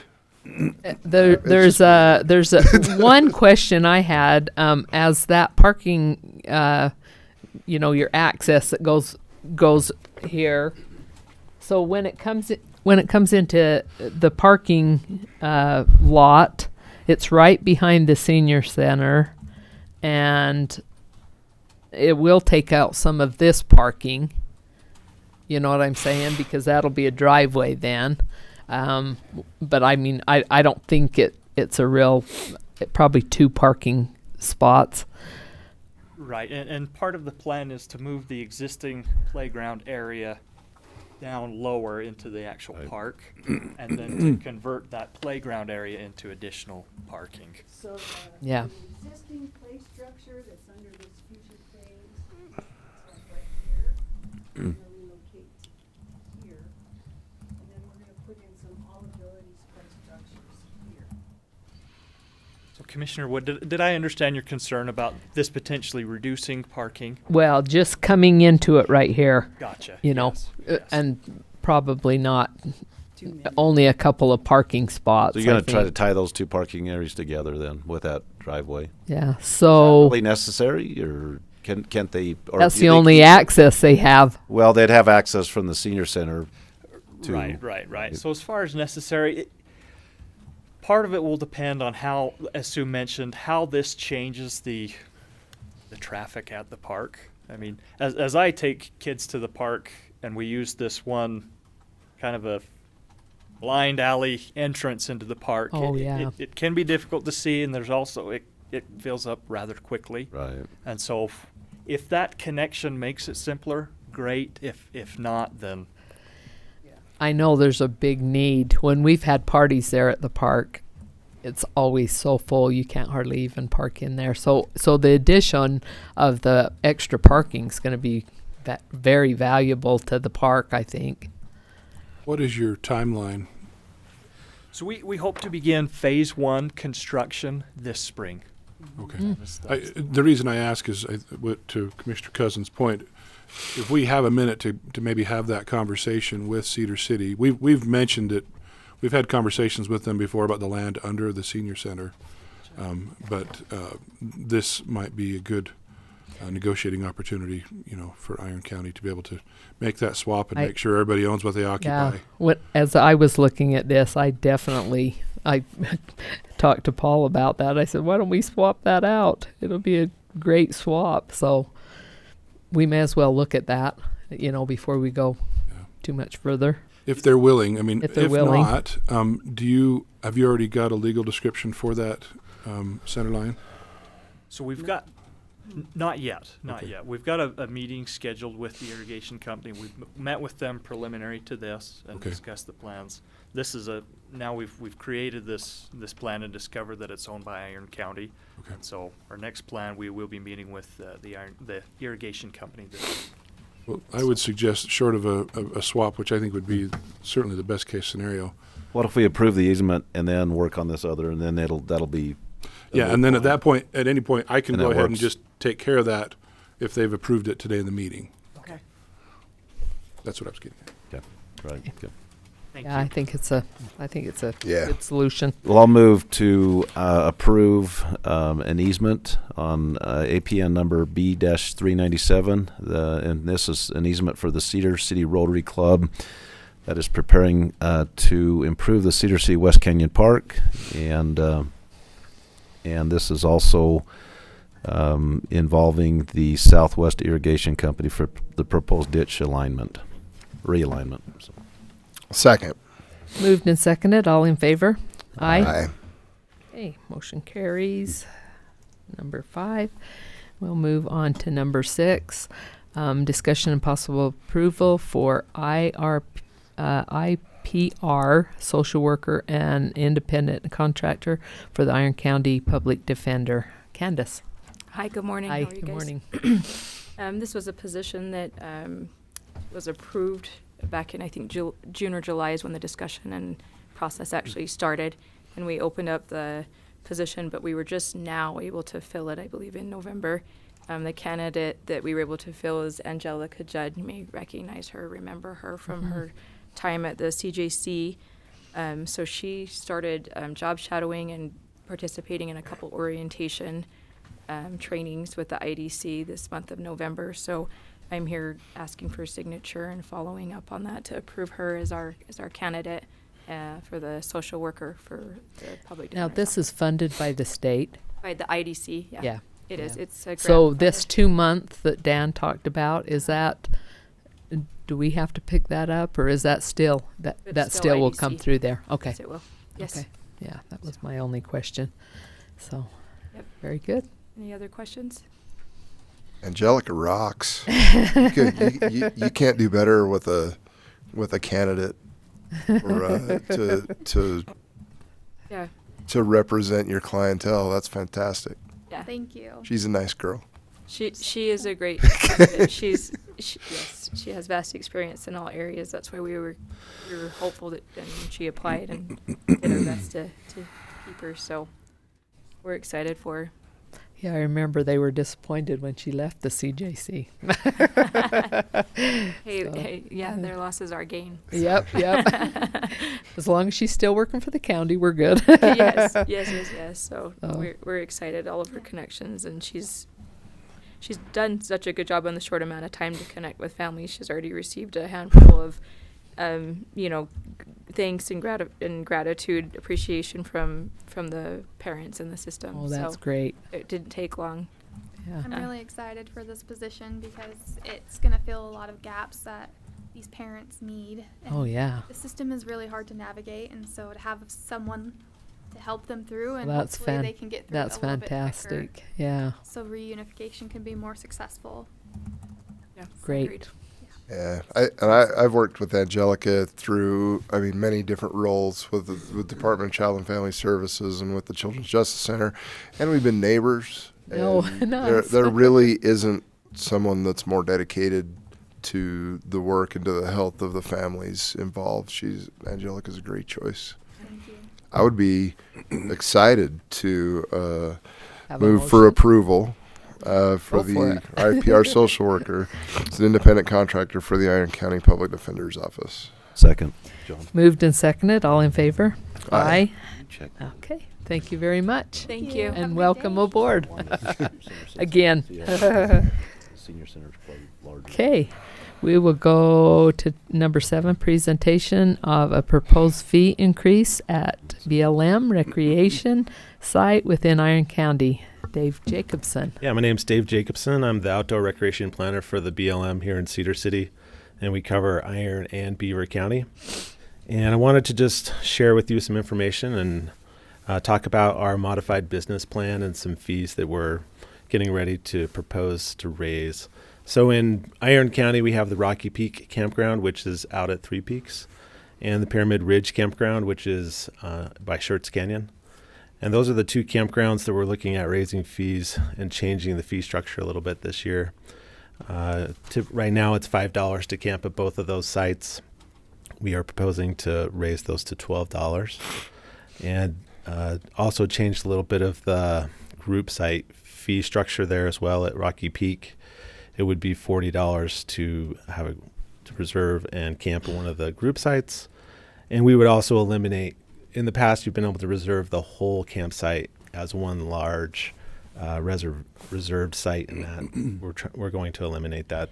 It's been really hard to deal with that kind of a reservation now, especially now that it's on recreation.gov. You could actually just go on and reserve each site if you wanted to. So, and then at Pyramid Ridge, we would raise the group site. We only have one group site at that campground, from $20 to $30, and then once we install a pavilion, we would raise it to $40, so it would be similar to the campground out at Rocky Peak, the group sites. And then we're starting to work on a campground design up along Coal Creek.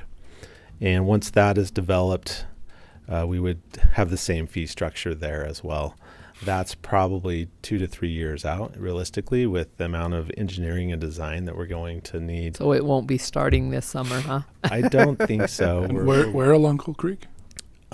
Where all the campers camp? Yeah. Oh, where they're already doing it? They're already doing it? We have a lot of primitive and campers living there. And live there. So it's between Milt's and Rusty's is where it is along Coal Creek. That's going to be fabulous, I think. I think that's going to be a great campground. And then a new fee that we're looking at implementing once we finalize the full construction at the paintball complex out by the shooting range would be a $2 day use fee if you were to use that arena. That's what it means.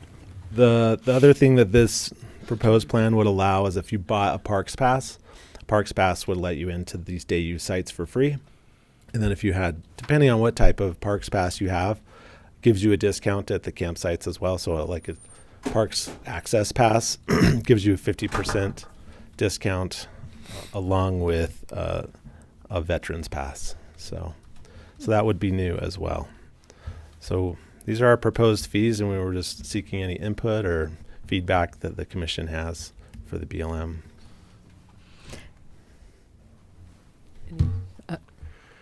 I think it's warranted. Everything else has gone up, so I'm sure it doesn't offset all of your costs that you do for those camp areas, right? It would be close. Would it? Currently, we're operating at about a $30,000 to $40,000 deficit.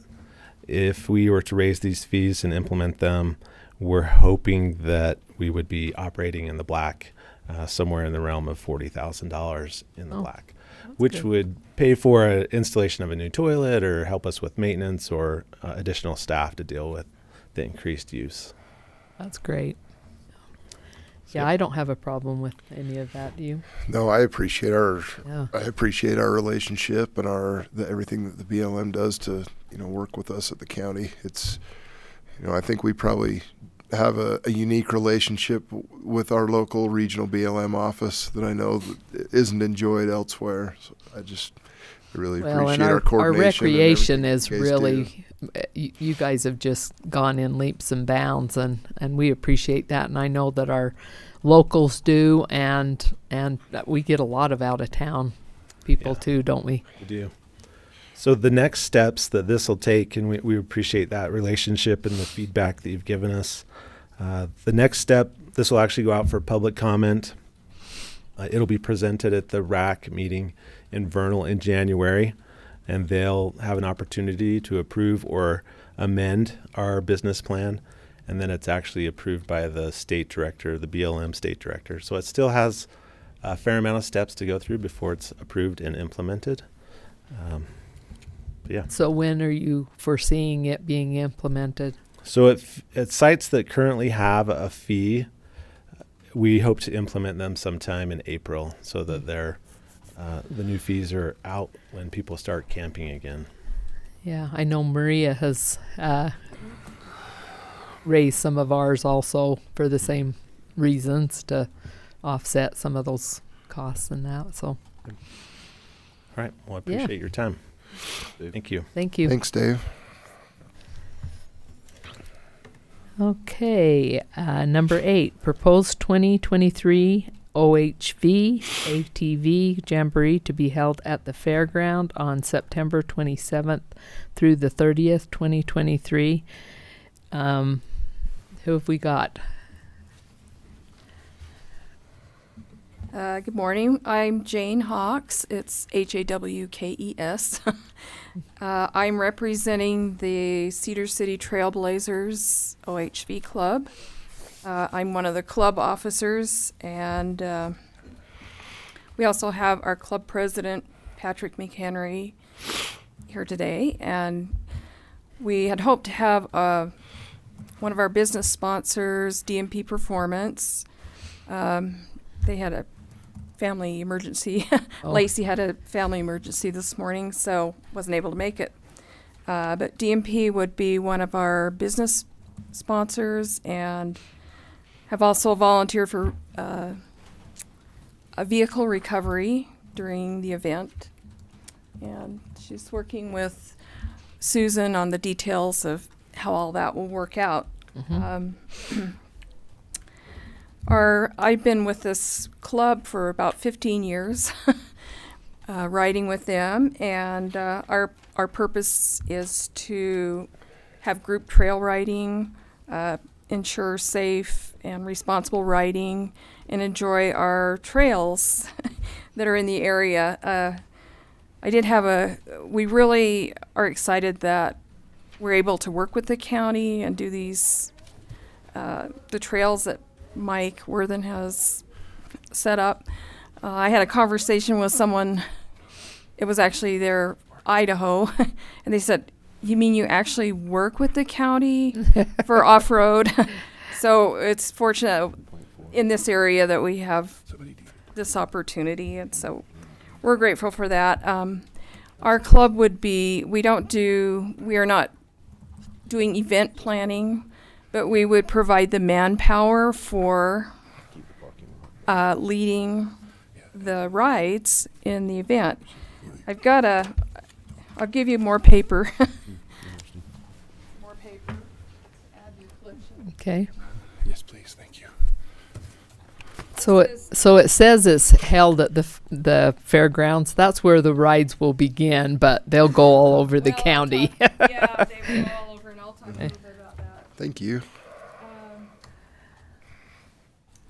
Anyway, there's a kind of just a preliminary itinerary of what actually happens with the event. And on the back, there's attached to it as a list of the rides and the names of the rides. This is what Mike Worthen sets up for it, and it gives staging location and actual parking trailhead, so it varies from day to day. There's actually 5 rides over each day for 3 days, so 15 rides that we're covering. There's one on there that says to be determined. We had to make some changes on one of the trails. So some of these say Diamond Z Arena, or is that right? Yes. They will be. Have you talked to, I mean, it'll be a cost.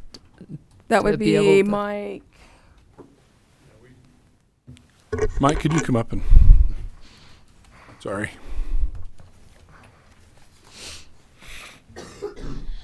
That's more of a staging area, to where the riders on one ride would meet there in the morning and then Get over to trailer the out microphone. where Oh, sorry. riders would meet there at either Diamond Z. It could be anywhere. Yeah. We just put that as a placeholder. Yeah. But they would meet early in the morning and then trailer out to the parking area where they were going to ride from. Yeah. So some of them will So- be, a lot of them will be here in Parowan at the fairgrounds. Yeah. But those that are over on the west side and up on the Cedar Mountain would meet somewhere in Cedar City. In Cedar City, okay.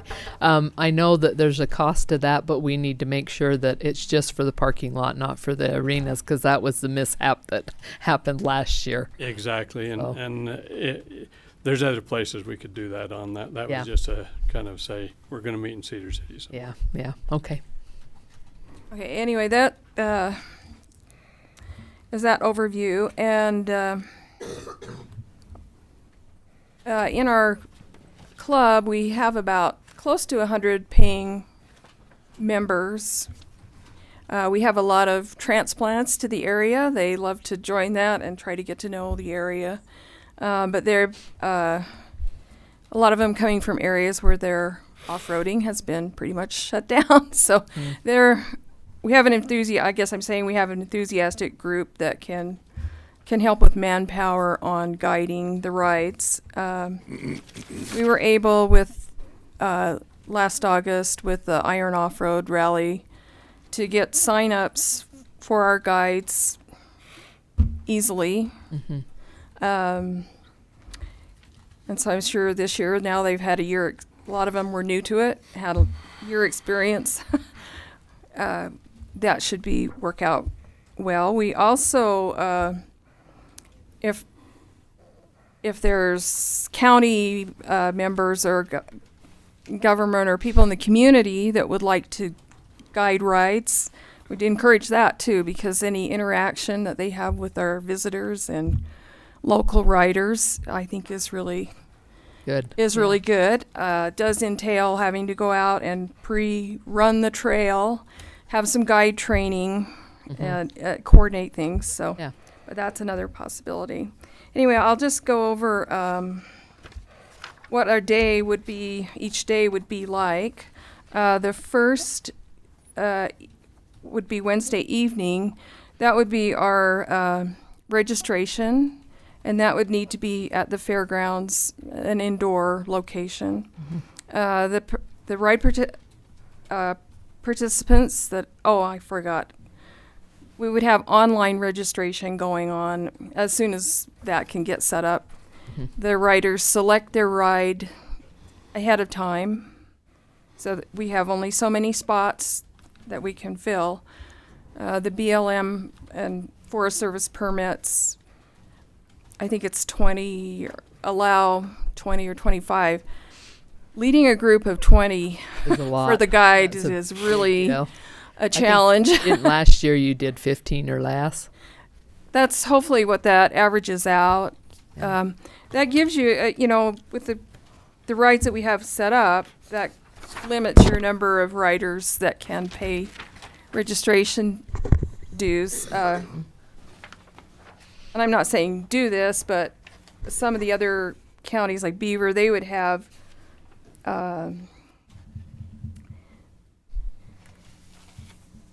we're running the ride is only one day, but sometimes they would have that same ride repeated every day. Oh, right, right. So then that way you can double your amount of paying. So if there's more people, then you could do that. But, Yeah, I'm just and saying- that's probably down the road. You But that's, could do yeah, that. this is to keep it simple, and this is what we The ran first last year. year. And Yeah. they had sign-ups that filled it up pretty good, but we didn't have any really huge groups, which is a challenge when you're trying to guide it. But anyway, on the Wednesday evening, we have that open because the participants need a packet of things. They get a T-shirt. We like to do lanyard with name tags. Also the guides would wear those, and that would state which ride they're assigned to, so we don't get switching around, Yeah. or sometimes they forget what they signed up for. We'd have information on the rides, the meeting places, the times, maps to the staging areas or parking areas, if they're unfamiliar with our area, trail routes, and descriptions. All those would be ahead of time on the registration website, but just to clarify that when they pick up this packet. Possibly a meal ticket for the closing meal, community information, potentially coupons from businesses locally that give them a deal to patronize their business while they're here. And this would be at the fairgrounds. That would be our headquarters. We've talked about maybe the food trucks are already there if they want to do something like that. It gives some socializing with the participants. Also, the guides could be there to answer questions. And anyway, those are some details that we're still working out with Susan on that. But that would be the first evening. I was going to mention, I didn't really put it on this list, but we are only would be providing one meal on the closing night. The people would be on their own for breakfast and lunch. We do not provide that. And then on Thursday, the first day of writing, we would probably need to have a late registration because sometimes people don't make it into town in time to pick this stuff up. So we need to provide for that. The writers would meet at their designated staging areas,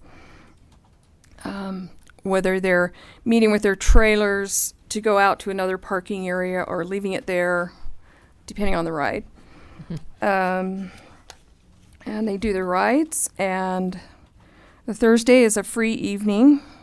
It would be an activity of the guest's choice, what they want to do that evening, dinner on their own. There were some suggestions about something with the plays. I looked up the play that day is The Play That Goes Wrong. Oh. That was the only one that was on their schedule for that night, but that was a possibility. Do they ever work with local groups? I've got that taken care of. Oh, you have? Yeah. Okay. I'm just waiting. Okay.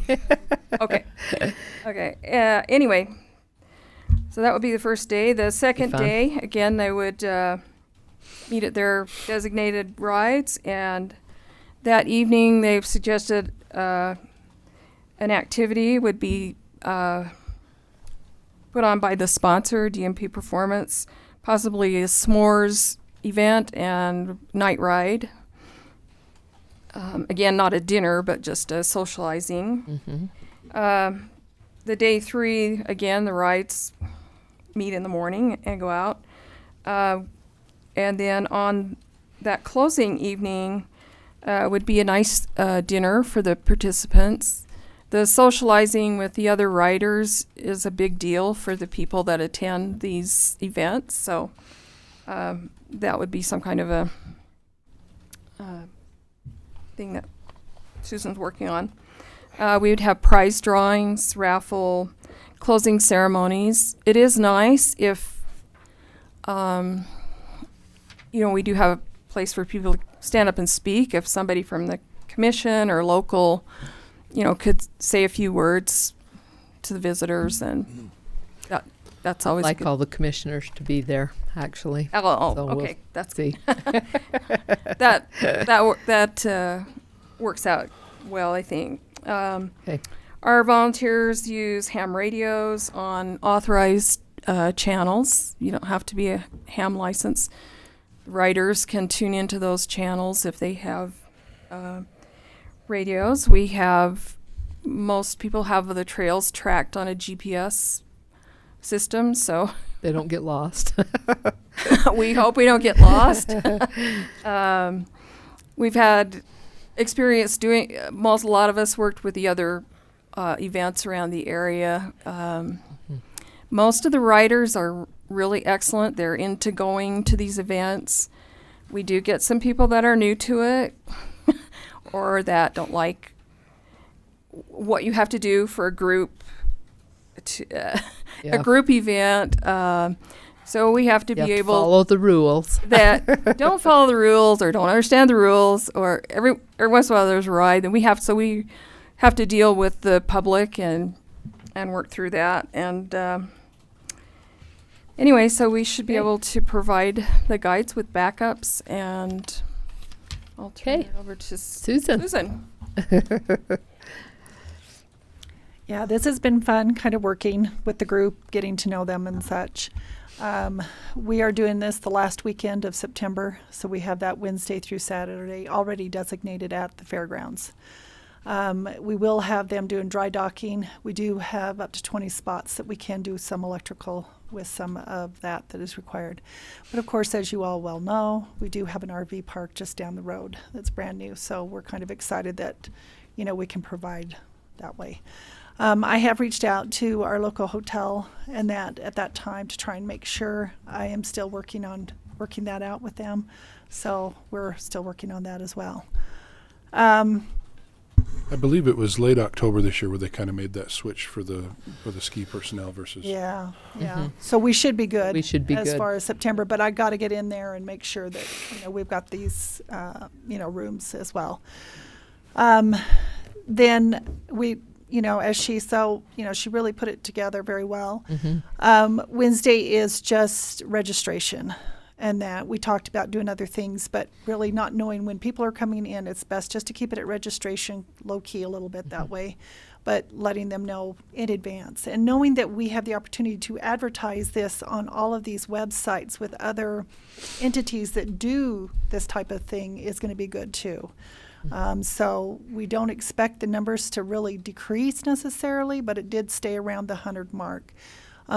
We are looking at charging $80 for each one that is coming on this ride. Each person, not bike. That, right. And so it would be, they will get a T-shirt in it. We will give them coupons. I did talk to the Shakespearean Festival people. They want to donate some tickets. I just found that out. So that's nice. kind of, Nice. And they are happy to discount this for our Thursday night to give them another option to do something. DMP has offered to be that guide for us for our night ride. On Friday which night. We are excited about Friday night. And they're going to bring in the s'mores and do the fun activity that way. We don't expect all 100 machines to be on this, but, surely they are, they're a good source. They are going to set up in our fair building as well with all of their supplies of things that they'd like to offer people as well. And so we're excited about that, to have them come on board. And they've been a good source for us as well. Friday is our evening dinner. Both the ATV group and we with Iron County have a good source of funds that we're looking at to put towards that and make that a nice meal as well. They have a lot of little giveaways that they're wanting to do and stuff, and allowing them these giveaways as well. I think overall, as we're approaching this and stuff, we're the ones who are going to be their online source that she had mentioned. We're the online. And that, so we're going to put in there, exactly what it is that they're wanting to do and stuff like that. If we do have somebody that shows up just wanting to do just one ride, they will pay the absolute $80 as well. And so we've determined that too. So any questions? I know that Maria was going to donate some funds to help with that, Maria right? and I had visited, and she's Tourism. designated, yes, $2,000 towards this, and it's actually for our media, purposed for that reason, and we're glad to have those funds. Advertisement, yeah. Yeah. So, We appreciate that. any other questions? No, I think we just need to approve it, right? So I call for a motion. I'll move to approve the 2023 OHV/ATV Jamboree to be held at the fairground on September 27th through the 30th, 2023. Second. Moved and seconded. All in favor? Aye. Aye. Okay. Yep. Thank you. All right. We will move on to 8. Oh, no, that was 8. Okay. 9, discussion and possible approval of the 2023 cooperative agreement between USU Extension and Iron County. Kathy. I didn't see her come in. Is she? Will you do that? Okay. John will speak to that.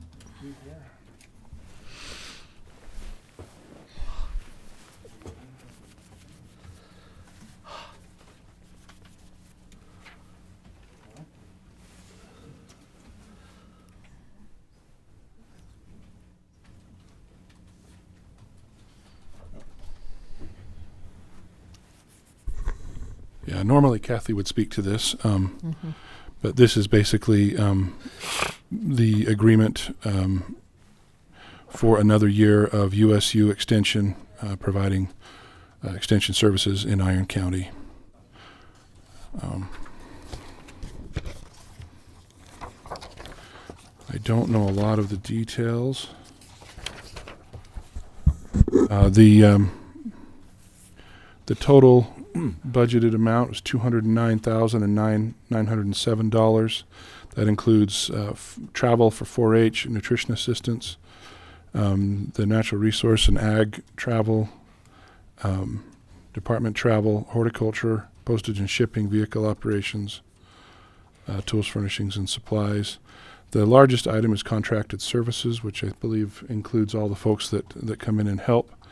And I believe that's paid through Weber State. And I heard somebody clear their throat. Let's see. But yeah, that's pretty much it. It's a $209,000 budget item that Iron County historically has done, and it is in agreement with USU. So it wouldn't have been Weber, Utah State, sorry. Okay, I would call for a motion. And I'll move for approval of the 2023 cooperative agreement between USU Extension and Iron County as outlined by Mr. Whitaker.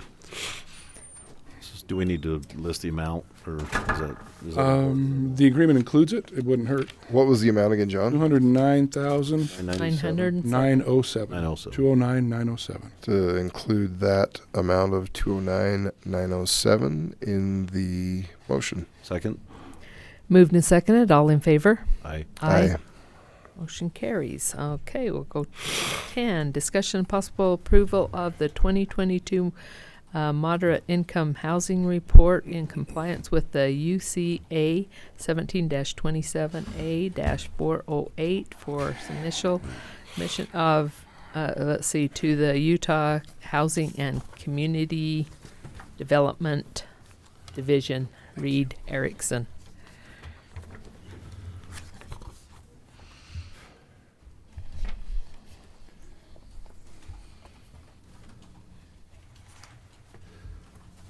Reed, is this the issue we needed to clean up for the CDBG? Yes. Okay. Well, not CDBG. It's through the Community Development Housing Authority. But it's related to that, isn't it? They made a lot of changes through the legislature, and we needed to implement a lot of that. Correct. Those things, right? Yes, this is the one that was, we got a letter of non-compliance, but it wasn't from CDBG. It was from the Housing Authority. It came through 5 County, and it looked a lot the same as the CDBG stuff. But not sure, John, why I can't seem to get why that's getting there spinning, you know? Can you close that other PowerPoint before maybe? Oh, maybe that's why. Maybe go down and right click on it. There you go. Is that your? Still trying. Maybe it's a big one. It is pretty Well, lengthy. and that's not the most powerful computer in the Just world. try again.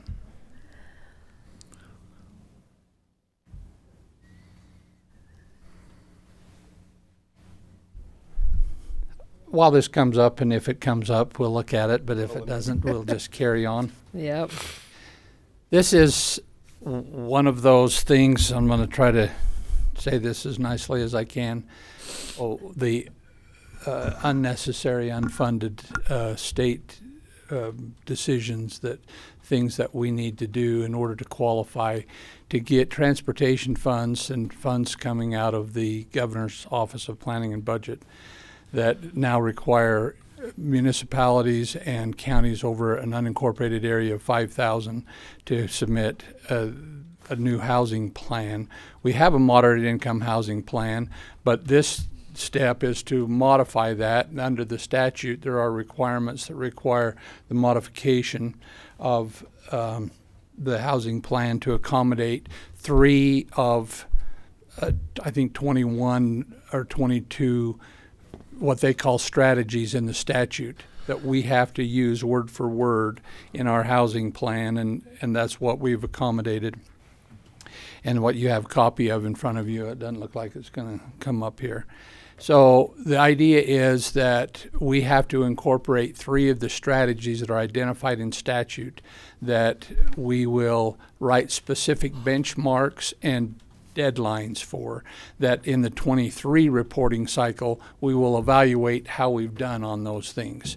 And so I had sent this out last week. I had sent it in for their review. They added a couple of comments. I've included those comments in this draft that you have, that's a little different than the one you got in the mail last week.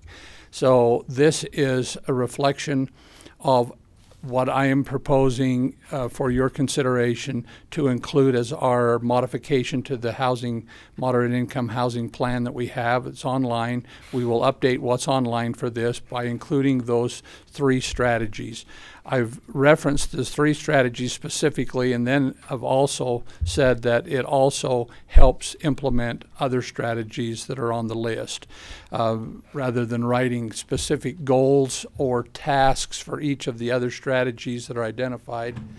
And I wish, for the public's benefit, I could pull this up and you could see what I'm talking about. But otherwise, in the table there, those are the 3 things that we were just trying to comply with the statute requirements for the reporting, and a lot of these are geared towards, and just trying to read that, but it's just not getting it. They're trying to identify affordable housing in relation to transit areas for higher transportation. In a rural county, it's a little difficult. I would still consider our county a rural county compared to Salt Lake County or Davis County or Cache County or some of the others that have a lot more development in their unincorporated areas. We are a county of a 3rd class, which is what's required for this reporting. And so we have to try to show how we will, thank you, John. I have control, sorry. Okay, so go to the next one if you would. So in our original housing plan, you can see that we had a goal with the objective 1, 2, and 3. Now we've incorporated the strategy A of the list from the statute, and then given a task 1, 2, and 3 with benchmarks and timeframes assigned for the accomplishment of each of those things. What I've tried to do is prepare it in a way that addresses affordable housing is a very difficult thing to try to accommodate when we don't have a lot of the tools that municipalities have in terms of the housing opportunity like Cedar City Housing Authority has, and their proximity to workforces and a lot of the things that you need for affordable housing. Over the last year or 2 years, you're aware that the county has tried, from what I feel is a responsible position, in trying to just reduce the cost of housing by reducing the sizes of lots, by increasing our density, by allowing townhomes, by allowing a housing component that we haven't had in the unincorporated area before. And it's kind of ruffled some feathers in that process of the idea of what people believe that the county and the unincorporated area should be. In fact, we had one application for some townhomes, and all of the neighbors went ballistic and felt like that wasn't an appropriate place for them in the unincorporated area where we have rural single-family housing, and you just can't build affordable single-family housing on half-acre or larger lots on single-family. The definition of moderate income housing is that an income of the 80 percentile. In fact, let me just read it from the statute. If someone makes 80% of the county's median household income, it means housing occupied or reserved for occupancy by households with a gross household income equal to or less than 80% of the median gross income for households of the same size in the county in which the housing is located. Now, in our county, and working with Cedar City Housing Authority, and Heidi Miller is really on top of things there and does a good job. And in the past, we've always been able to say from the county unincorporated housing plan that we support the Cedar City Housing Authority and support projects for them in Cedar City and in the unincorporated area. And a lot of the western part of the state has afforded some of the affordable housing because of the housing type that was available out in Burrell and a lot of the western area. But the median household income in Iron County for 2022 is $53,050 for a two household income. For someone to qualify for a loan at 6% interest now, that's about a $250,000 home. If they use 35% of their income, which generally is between 30 and 40% of their income, would give them a monthly payment of $1,498. So to qualify for moderate or household income, we don't have very many single-family homes, especially new, that can fit in that category. And so our efforts over the last couple of years was to try to, through the implementation and creation of the R4K zone, which allowed for smaller lot sizes, and the townhomes, felt like what we can do in the county is unless we want to get into the business of creating a fund and putting revenue in to create housing units that can be matched or that we can use for down on purchases or some kind of other financial commitment. The only real thing that we can do is what we've done. So it's hard to come up with strategies and implementation for things to go beyond that. And so this is my attempt to do that in an area that I don't really think is helping us accomplish what it is we're trying to accomplish. It forces us to try to think about it a little bit more, but we have a lot of other things to think about too right now, and I'm not saying affordable or moderate income housing isn't important. It's just that the county isn't as well situated as the city or other areas to do that in addition to what we've already done, unless we get into the finance business and decide that we're going to use some of our funding stream to provide for supplementing either down payments or some kind of program that we would have to begin that we are not currently doing. And so that is essentially what I'm recommending, is that we, and these strategies and tasks that are identified here, simply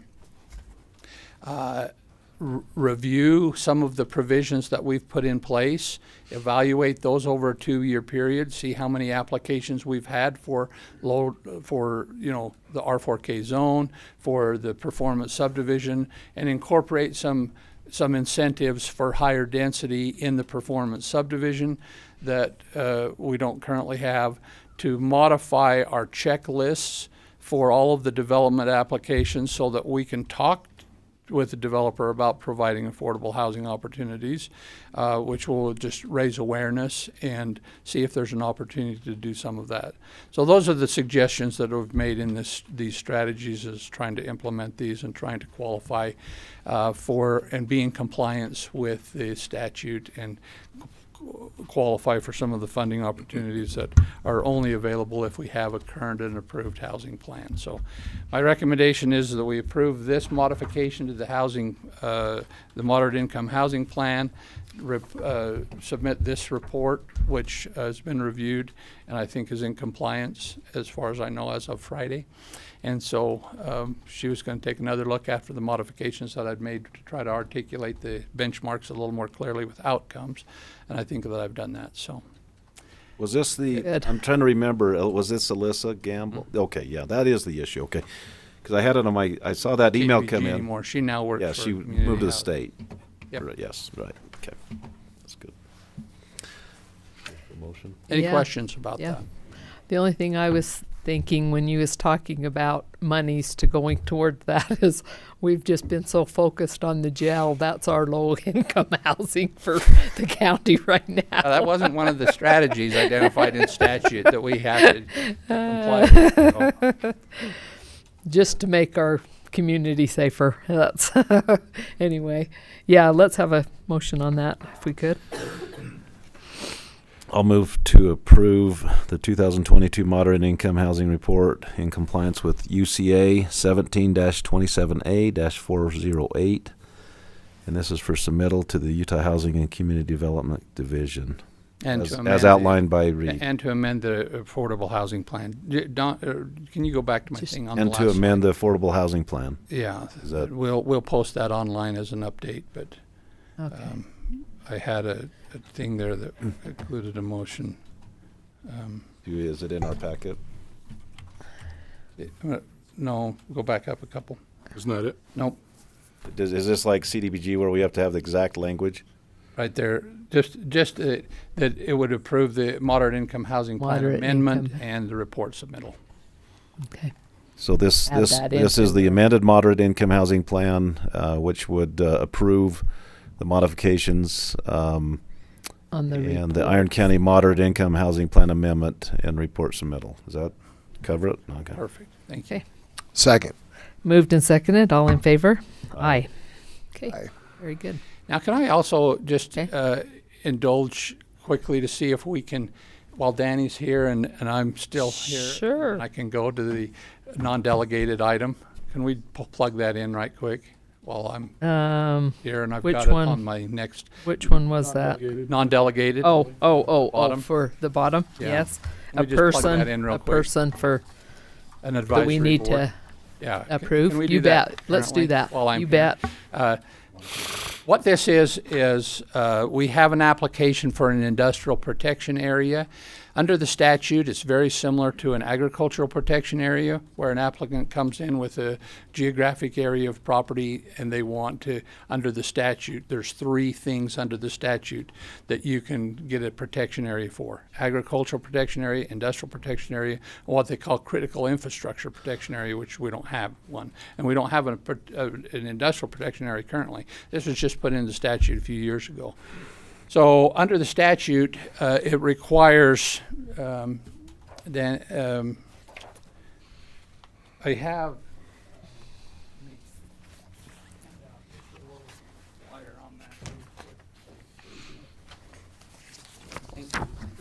You bet. We'll do it anyway. Yep. If you look at the It's also up on the screen.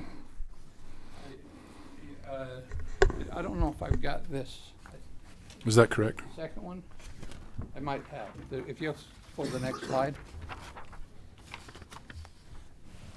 Yeah. This is the statute for the Protection Area Advisory Board. So each of those three, as it says specifically, as you can see in A1A1, it talks about how you establish an advisory board for the agricultural protection area, which we did recently. If you'll recall, rather than rotating members on that, we said, let's just appoint the Soil Conservation Service board members to be They're already and then already when they there. replace one, it's automatic and they just serve as that. What I'm asking now, and this is the second one, B, that's highlighted, a county legislative body shall appoint an industrial protection area advisory board. And what we have in place right now is, if you go back to the previous page, John, is the Iron County Economic Opportunity Advisory Board, as they're called now, rather than the Economic Development Advisory Board, right? So under their new change, they are the Iron County Economic Opportunity Advisory Board, and what we would suggest is that they be appointed, that board be appointed to serve as the Industrial Protection Area Advisory Board. Danny has already visited with them about that. We went to them about a year ago when this applicant had talked about maybe doing an industrial protection area, and then it just never happened, and we thought, well, we'll wait till we get an application, then we'll appoint the board. And so I actually met with the board, talked to them about that. If you go to the next slide again, it identifies what their responsibilities are. And then number 3, an advisory board shall evaluate proposals for the establishment of the relevant protection area and make recommendations to the applicable legislative body about whether the proposal should be accepted. And then B and C, and it tells how they would make those, some of the things that they would evaluate. So, and Danny visited again with the board, sent out an email saying it looks like they could be appointed for that responsibility. Remember that we talked about this about a year ago, and they all seem to be fine with that as far as I know. And we would like for them to serve as for this board. So we would appreciate your consideration of appointing the the Iron County Economic Opportunity Advisory Board to serve as the Iron County Industrial Protection Advisory Board. Any questions?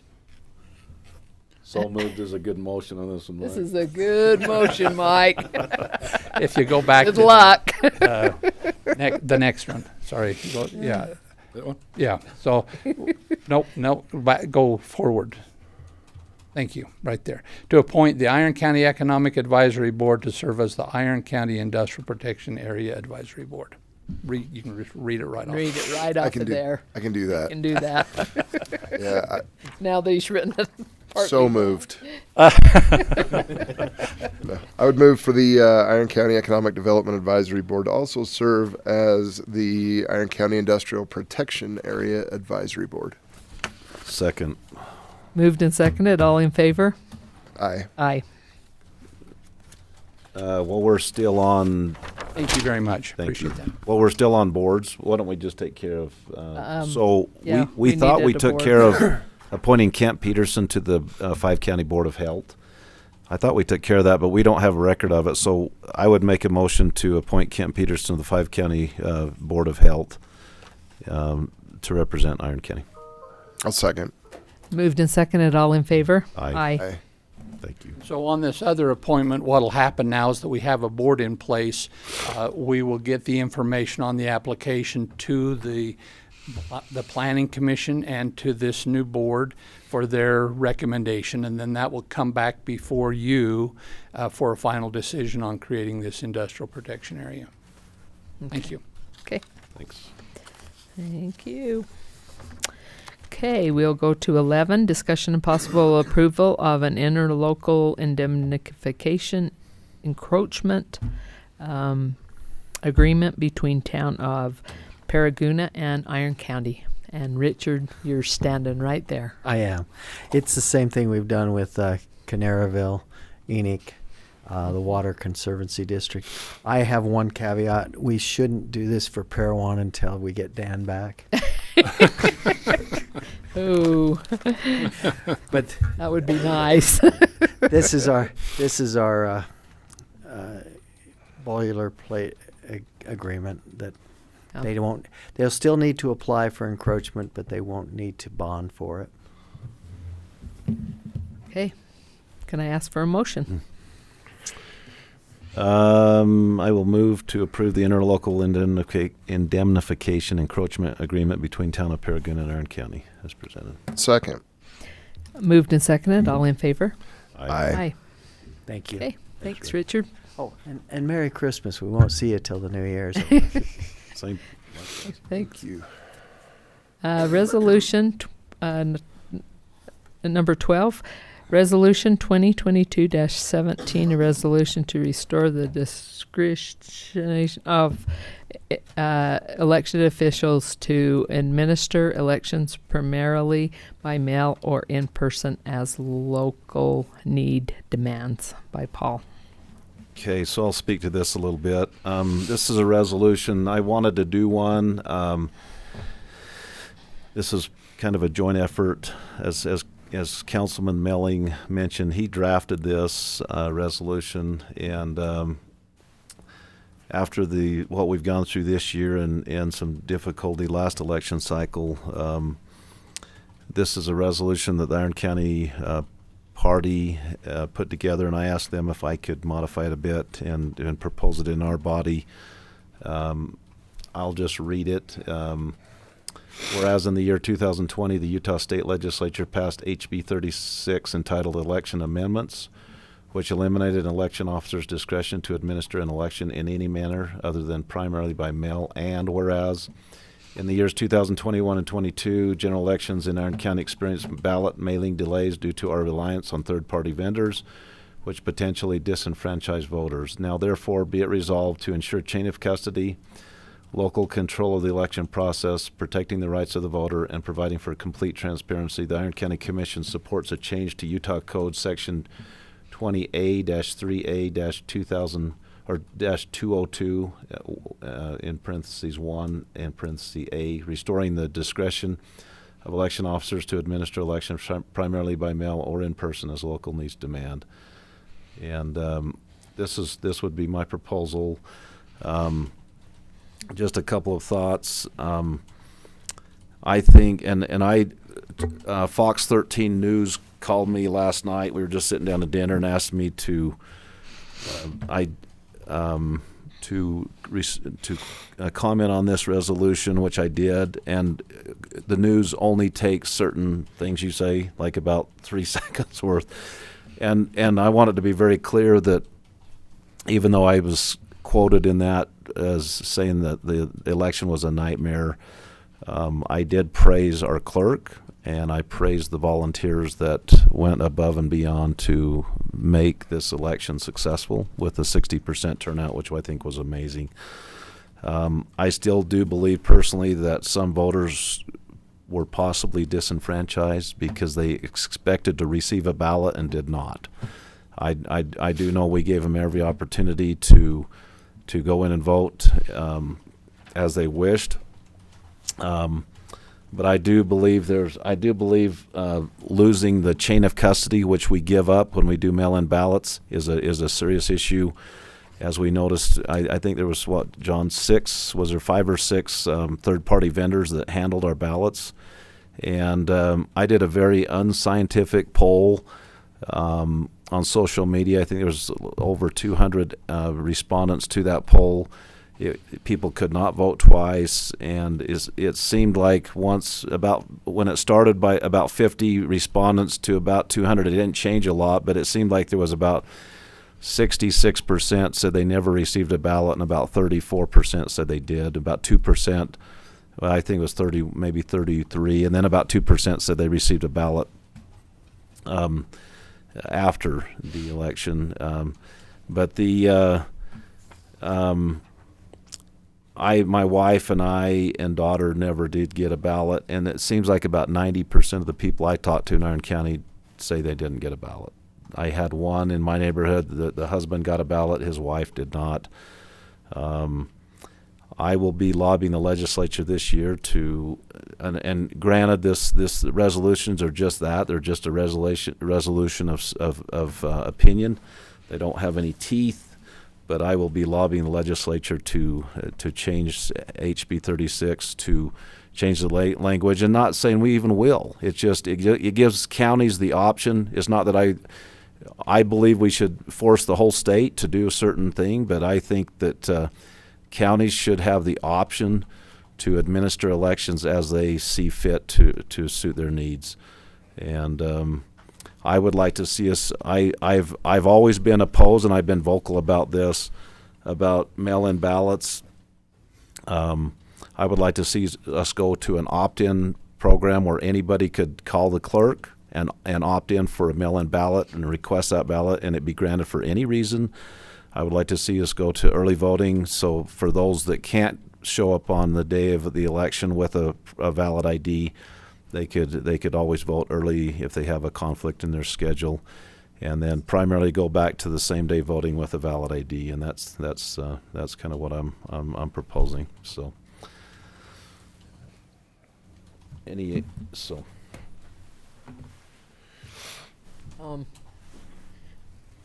I think we can ask for a motion on that. The only thing I would might be maybe some comments. I don't know if there's anybody. Yeah, is there any comments in the audience that would like to comment on that?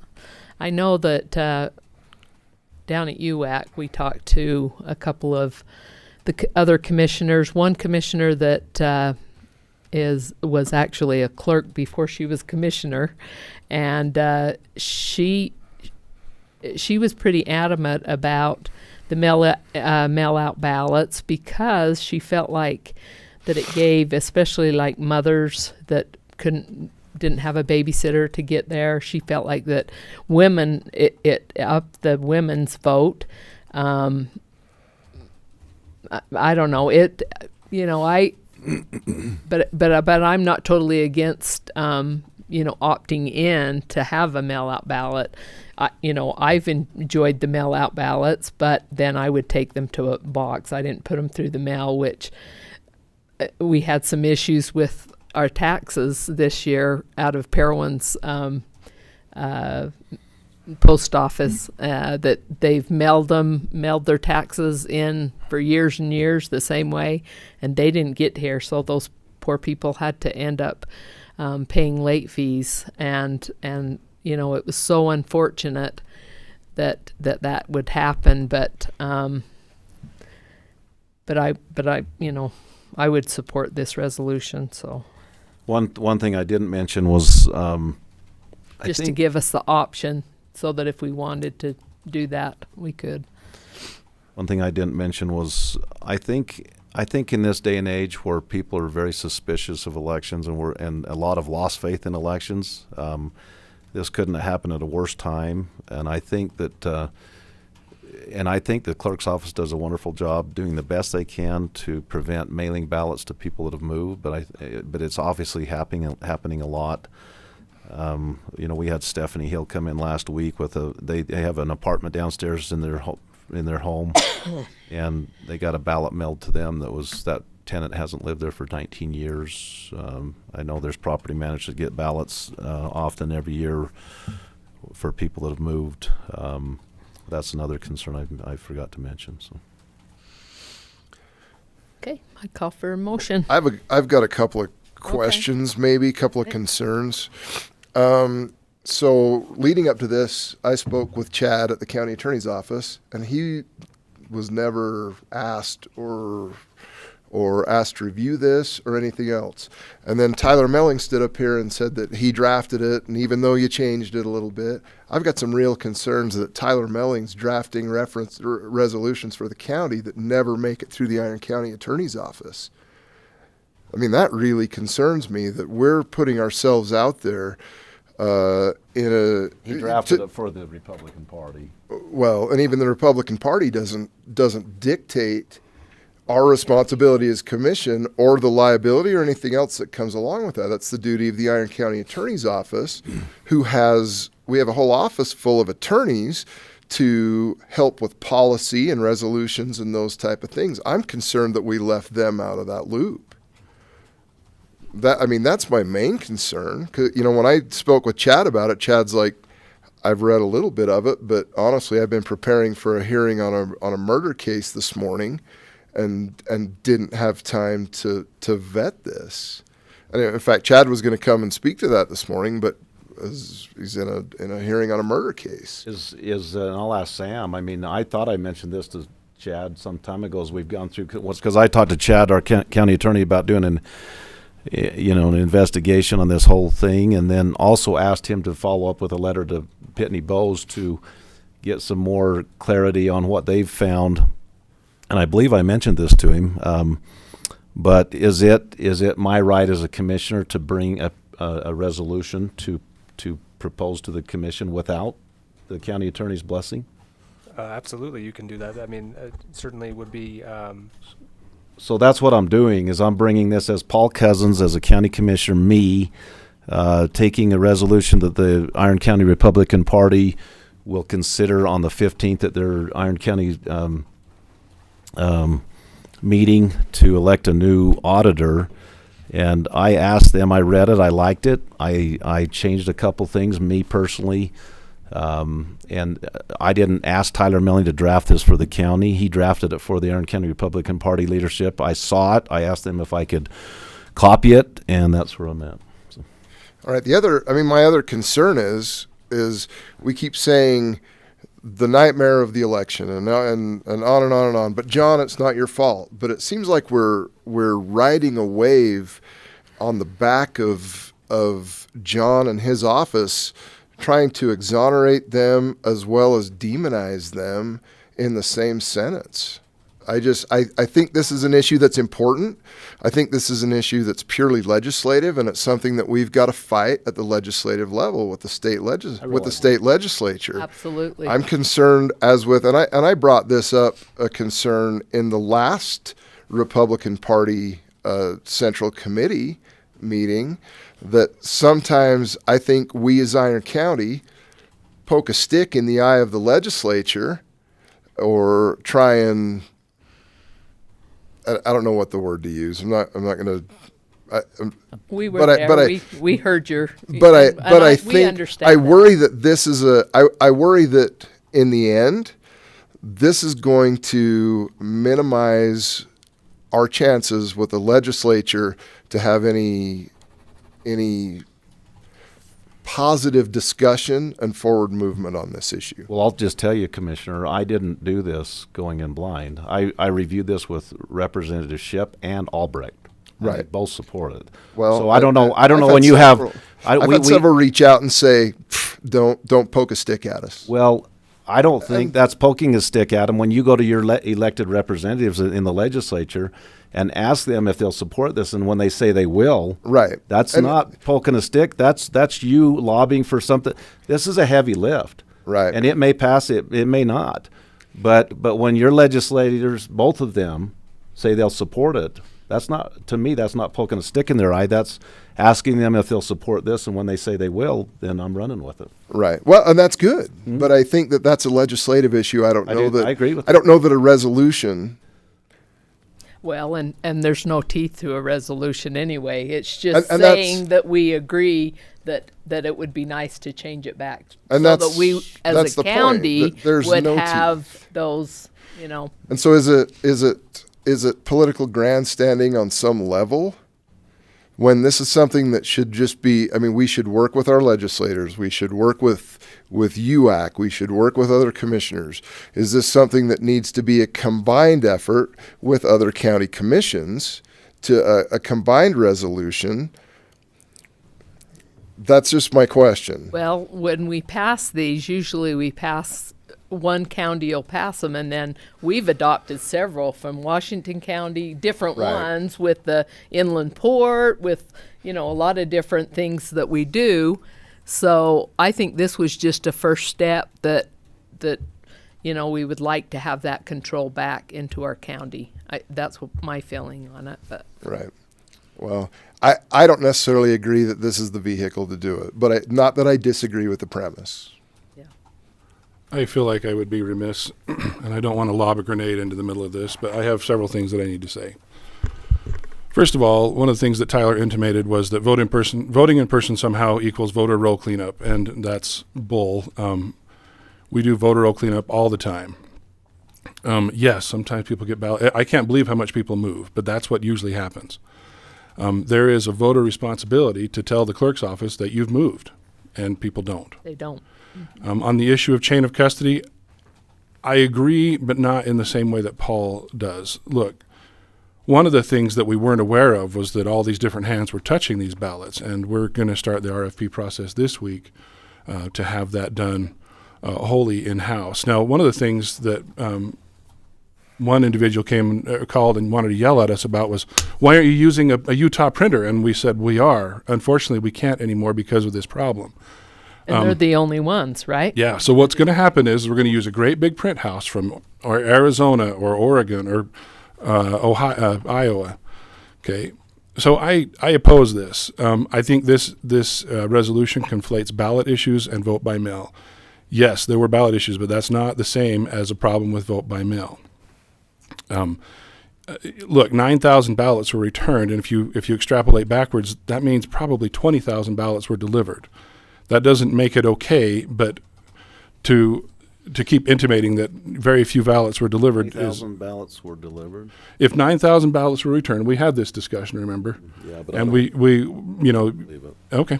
Well, at least 9,000 were delivered. Yeah. Out of 29,000. Correct. But that's not 90% not delivered. Well,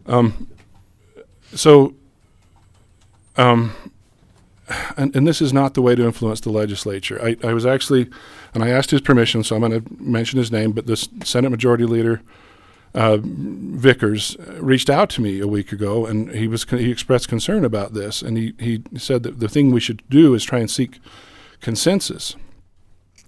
If I had a problem with HB 36, I would have contacted the legislature. I and our affiliate group actually have a bit of influence, and look, you're not the first person to think about we need to change something. Yes, I did.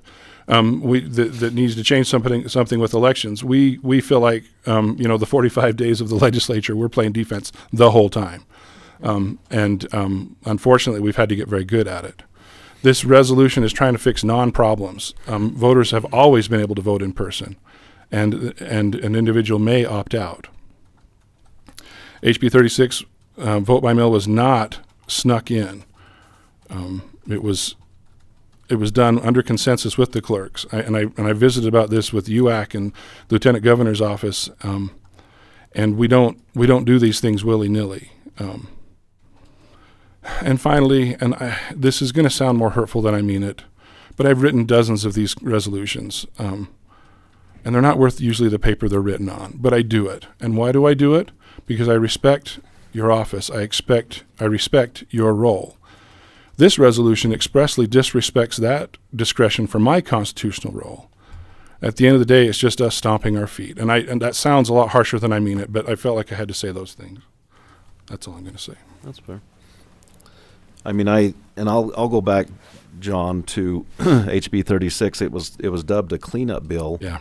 But in the audio of the I don't think they mentioned once about a major change of changing it from may to shall. That's a major change. It just wasn't. It seemed like I haven't listened to the audio. It appeared to be snuck through, and that's disappointing. Well, and when they call it a cleanup bill, I do know that we talked about it. That's more than a cleanup bill. Changing state law to where you may use this, but then force you. Yeah. That's a problem. And so the fact that it was called a cleanup bill and then it had that major thing, I can't disagree with that. Right. I do know that from our end, it wasn't a surprise to us. It wasn't snuck in. There were other elements to it that we discussed long and hard. We didn't get our way with all of them. We've got, I don't remember who in 2020 was our lobbyist for UAC, but it wasn't Zeke then. It was, what's his bucket? And I reached out to Senator Vickers. I called and talked to him. Well, and he now I don't think he'll support this, but our other two legislators do. Yeah. Well, and I think that's fair. And I certainly I do get have the that right to do this. Resolutions don't carry much weight with any teeth, but they do draw attention to it. Yeah. I don't think I'd have got a call from Fox 13 last night. If it wasn't if on the it wasn't agenda. on the agenda, Yeah. it wouldn't have. And that's not a ploy to grandstand. It draws attention to an issue that you can start lobbying, and it brings it to the forefront. But I got a message yesterday from a very good friend, a constituent, that said, we want answers. Yeah. We want to know our ballots. We didn't get ballots. And I would disagree with you. I didn't say, I'm just saying about 90% of the people I talked to never received a ballot. And I asked a lot of people. But I think from the and I'll phrase that again, a very unscientific poll, I would guess 60% didn't get ballots. That's be my guess. So, and I could be way off. Well, and I mean, to that point, one of the struggles we've had is, I mean, the best thing I can surmise at this point is that when that pallet of ballots was broken, that Saya, whichever the shipping company, either they were damaged or destroyed, and they didn't want to fess up to Pitney Bowes. But I don't know that, and Pitney hasn't confirmed that with me. And I don't want to get out there in the weeds guessing, because I don't know. But that's, I mean, don't assume that you're the only one frustrated with that. And Alfie Charles at Pitney Bowes has been right on the spot telling me any updates or anything. I haven't felt like I'm in the dark. I don't feel like I can push any harder. I feel like this resolution is something that I am responding to my constituents who demand this. Yeah. A lot of them. And so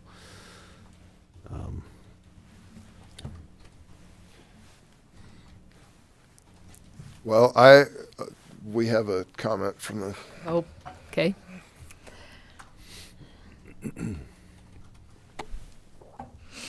Hi, I'm Bruce Washburn. A couple of things I'd like to point out. I don't care what the Iron County Republican Central Committee does. I do care about what you do. And I think we should consider what has happened. We don't know. You're just telling us we don't know what happened. This is an unusual case, I think. And I think vote by mail is good. We have higher turnouts usually than we did prior to vote by mail. This was a year when you wouldn't expect a 60% turnout. I think next year would be a good test to see if our system is going to work with the municipal elections. And, you know, I just feel that this is unwarranted, and I think it's fine if Commissioner Cousins wants to lobby for a change, then he should, but I don't think we need a resolution for this purpose. Thank you. Thank you. Washburn.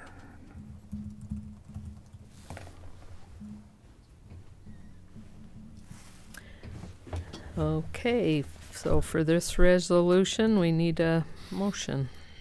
I'll make a motion to approve Resolution 2022-17, which is a resolution to restore the discretion of election officers to administer elections primarily by mail or in person as local needs demand, as per the resolution itself. I'll second the resolution. Moved and seconded. All in favor? Aye. Nay. Okay,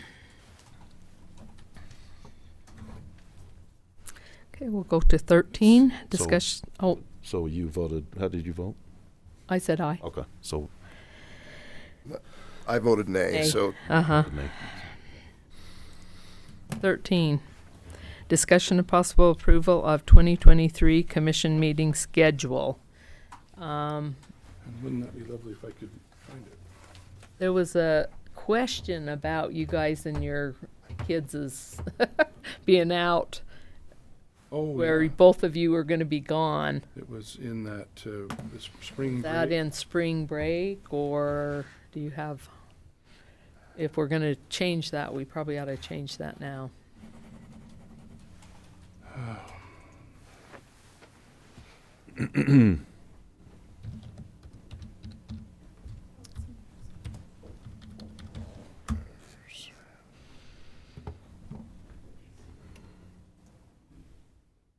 When is that? We need to know when spring break is. Yeah, Is sorry, it in let me May? just see if I can get this. Or I mean, Wait, Yeah, I've got no, mine wouldn't up. be When May, is would it? be- Is it It's March? like in Is it March? March, I think. Do you know when yours is? No, I'm not storming it, but I've got to give you hold on. Before we approve that, we need to, because I know both of you had said you had a problem with that, with your vacations or whatever. So I've we- only got 2 more years of a kid in the house, and then. Oh, then you're done. It doesn't go away though, No, it actually. doesn't. It doesn't go away.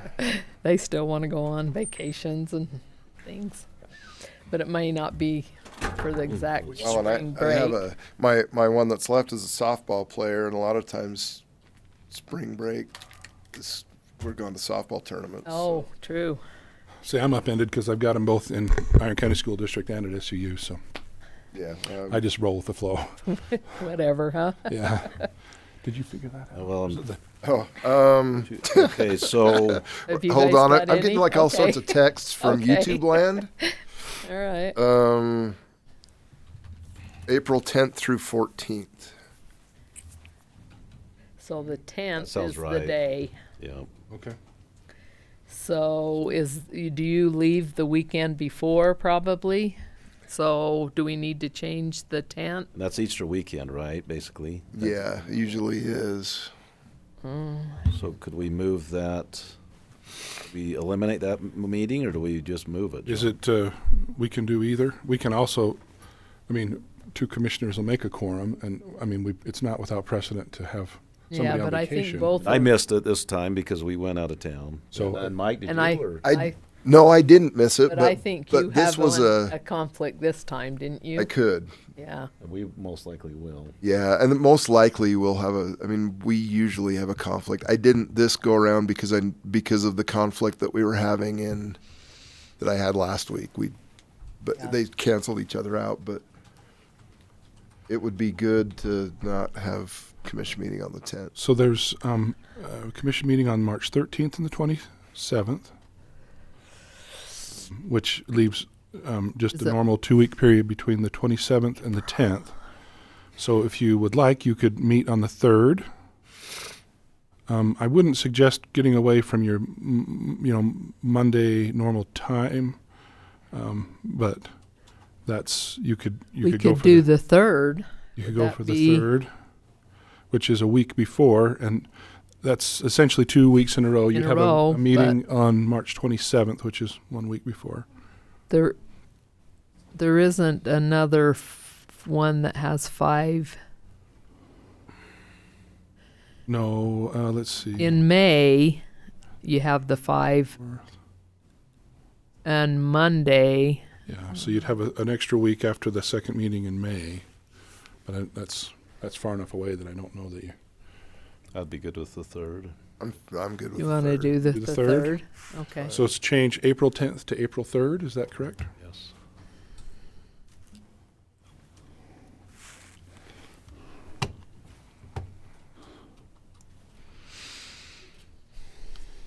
So I got another text saying that the school also gets out March 15th through 17th, but that doesn't affect us. What one's that? I don't Oh, know. is that is what? Oh, is it SEOP week or whatever it is? Oh, maybe. Teacher conference. I don't know, but that one I don't think affect. That one's You get out I don't think when? that one's gonna 15th through when? the 15th, 16th, and 17th. So that's Oh, Wednesday. So that's That's Wednesday, 13th Thursday, before. Friday, and So I the think 13th. you're good. I think we're Yeah, good I think there. you're good on that one. It's not till the 13th. And we haven't historically made too many accommodations for the school district schedule. So I think that's nothing wrong with making a change there. And Yeah. Well, I don't think know that we that's need to accommodate 'em. probably a good, because I don't want to be sitting up here by myself. Not gonna get much accomplished. Now we We won't be able to vote on anything. Just read but through the I don't- agenda I and guess move we can everything to yeah. the, move Yeah. everything, Move everything to the next next meeting. one. Now, we did do the remote meeting ordinance, which allows for, as long as we've got someone as at the Oh, anchor location, the- that you could do it yeah. if someone could It's hard when call you in. when you guys are gone. And it's hard to. I mean, it's. You stop your I vacation. mean, it's usually, and there's all there. We keep having technical issues and sound issues. That's- It is That's tricky. the I mean, problem. usually it's easier just to put a phone on speakerphone than to try and work it. So Yeah. Yeah. So, yeah, I think that'll work. Don't you guys? Yeah, absolutely. Move that one and Okay. then. Yeah. So, can I have a motion to approve? Yeah, I would move to approve the commission calendar for 2023 as outlined. Mhm. That one change. Second. Moved and seconded. All in favor? Aye. Aye. Okay. So 14, consider an interlocal agreement with the Cedar City Redevelopment Agency for the Cedar City Downtown Community Reinvestment Project area. Danny Stewart. Morning, Commissioners. Thanks Morning. for having me here today. This is different. As long as I've done this, we've been proposing the project areas and everything from the county level and taking the interlocal agreements Yeah. out to the taxing It's entities. So the different. Cedar City Redevelopment Agency has been doing a little bit more of the work this time. I don't know if you can hit that as a play. yeah, sorry, I'm just getting Start. And in fact, you should be able to run it with that little device. Oh no, let me get it plugged in. You're asking me to understand technology. Unless you want to say beep and I'll do it. Okay, now give her a shot. It's the down button. The down button. Okay, there we go. So The laser kind of works. kind of works. Kind of works. I'll avoid the laser. If I need to point, I'll walk over there and do it. So when we've created project areas as the county, we've done that specifically for solar development projects. We've identified property where that development's going to happen. We have the purpose is to be able to create some incentive for that investment to be able to take place here in Iron County. What we're doing with Cedar City Historic Downtown is a little bit different. We're looking to define an area surrounding the downtown area, and this has actually been done. This was voted on and approved by the Cedar City Redevelopment Agency and the City Council last week. So the project area is in place. What I'm bringing before you today is two items, 14 and 15, which is to consider an interlocal agreement and then to consider the resolution approving that interlocal agreement. So that's what we're talking about. Those two together. So I just want to describe what it is that we're trying to accomplish in the historic downtown. So these CRAs, in respect to downtown areas, this has been done several other places in the state, and this is to promote a vibrant downtown, to promote jobs and investment and economic development in the downtown, to generate the quality reinvestment in that area, to exist challenges that we have in downtowns, aging buildings, old infrastructure, limited parking, those sorts of things, to promote quality of life, investments such as public art, park amenities, gathering spaces, etc.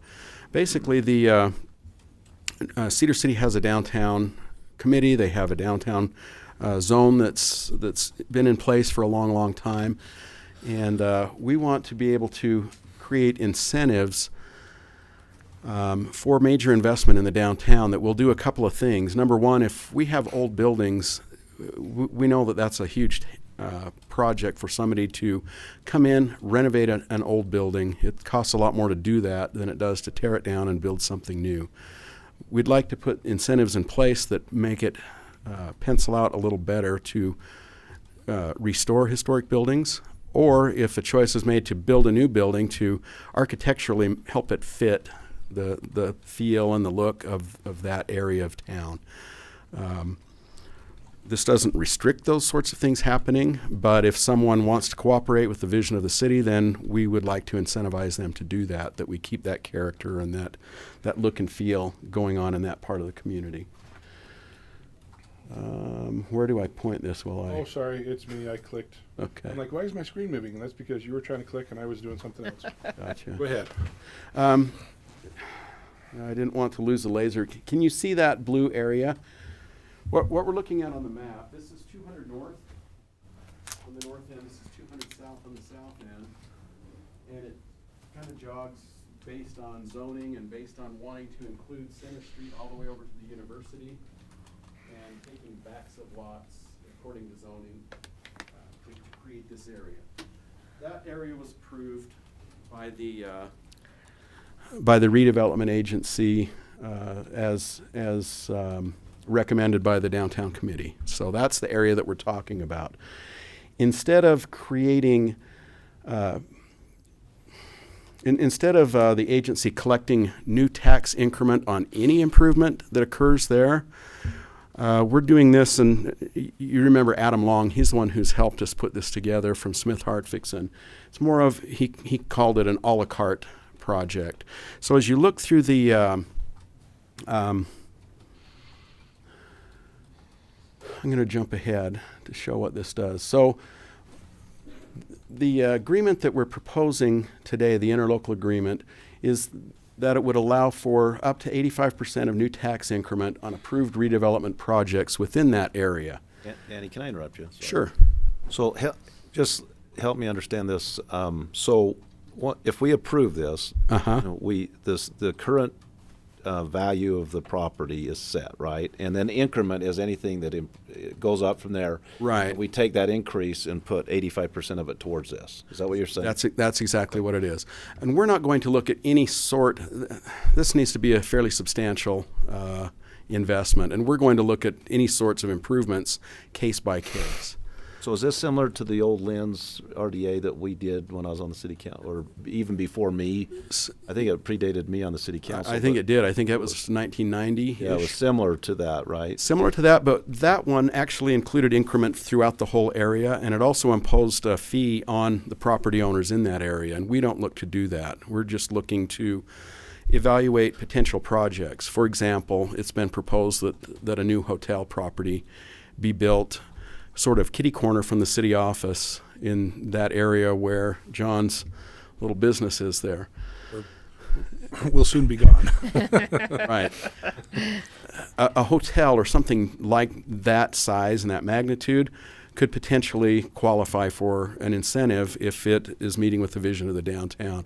If we look at large buildings like the Lunt Motor Building across the street from that property, if we look at the building that the Park Legal Firm is in, those sorts of buildings that could that we would prefer to see them refurbished instead of raised, those are the types of things that we'll look at. So it's similar to that redevelopment agency that was originally done, but that one did a whole bunch of things. It put in the parking structure, it put in all the streetscaping, it put in Lynn's and Festival Hall and all of those things. We're just looking at project-oriented potential incentives. And what it's doing is if a project were to come in that the redevelopment agency approves, then they could qualify, or that project could qualify to 85% of that new increment. Like you say, it's above the existing property value. So the new baseline would be whenever it passes value? Right. Well, the interlocal agreement shows the base value starting January 1st, 2023. Okay. Would be a base value. That would be your starting point. Does this CRA contemplate direct city management like in Festival Hall or the Lynn's properties? Yeah. No, this would all be private investment. And only, this is unlike Festival Hall. This is just the interlocal because Iron County would be getting some of their tax increment diverted, correct? Right. Not because we're going to share management, not because... Is that right? Exactly. Okay. Yeah, this is very specifically for tax increment use, to be used to help with infrastructure, to be used for incentive to a developer who's making that investment, or whatever the case may be. This is Cedar City kind of trying to sweeten the pot for somebody trying to come into that area. Exactly. Is that fair to? Yeah, that's exactly what it is. It's a carrot that we're holding out there saying if you'll keep a historic building or build a new one that's going to match that look and feel, then here's something that will help you accomplish that goal. Because they might need to improve their electrical infrastructure or their water. Would you say a 10 by 20 soda shop is historical in nature? If it's older than 50 years. You have to have some cornices and pilasters and crown molding, John. I'm sorry. I keep dropping bombs in this. Go ahead. Sorry. No, that's what we're looking at. So we're contemplating this 85% maximum collection period of 20 years per phase.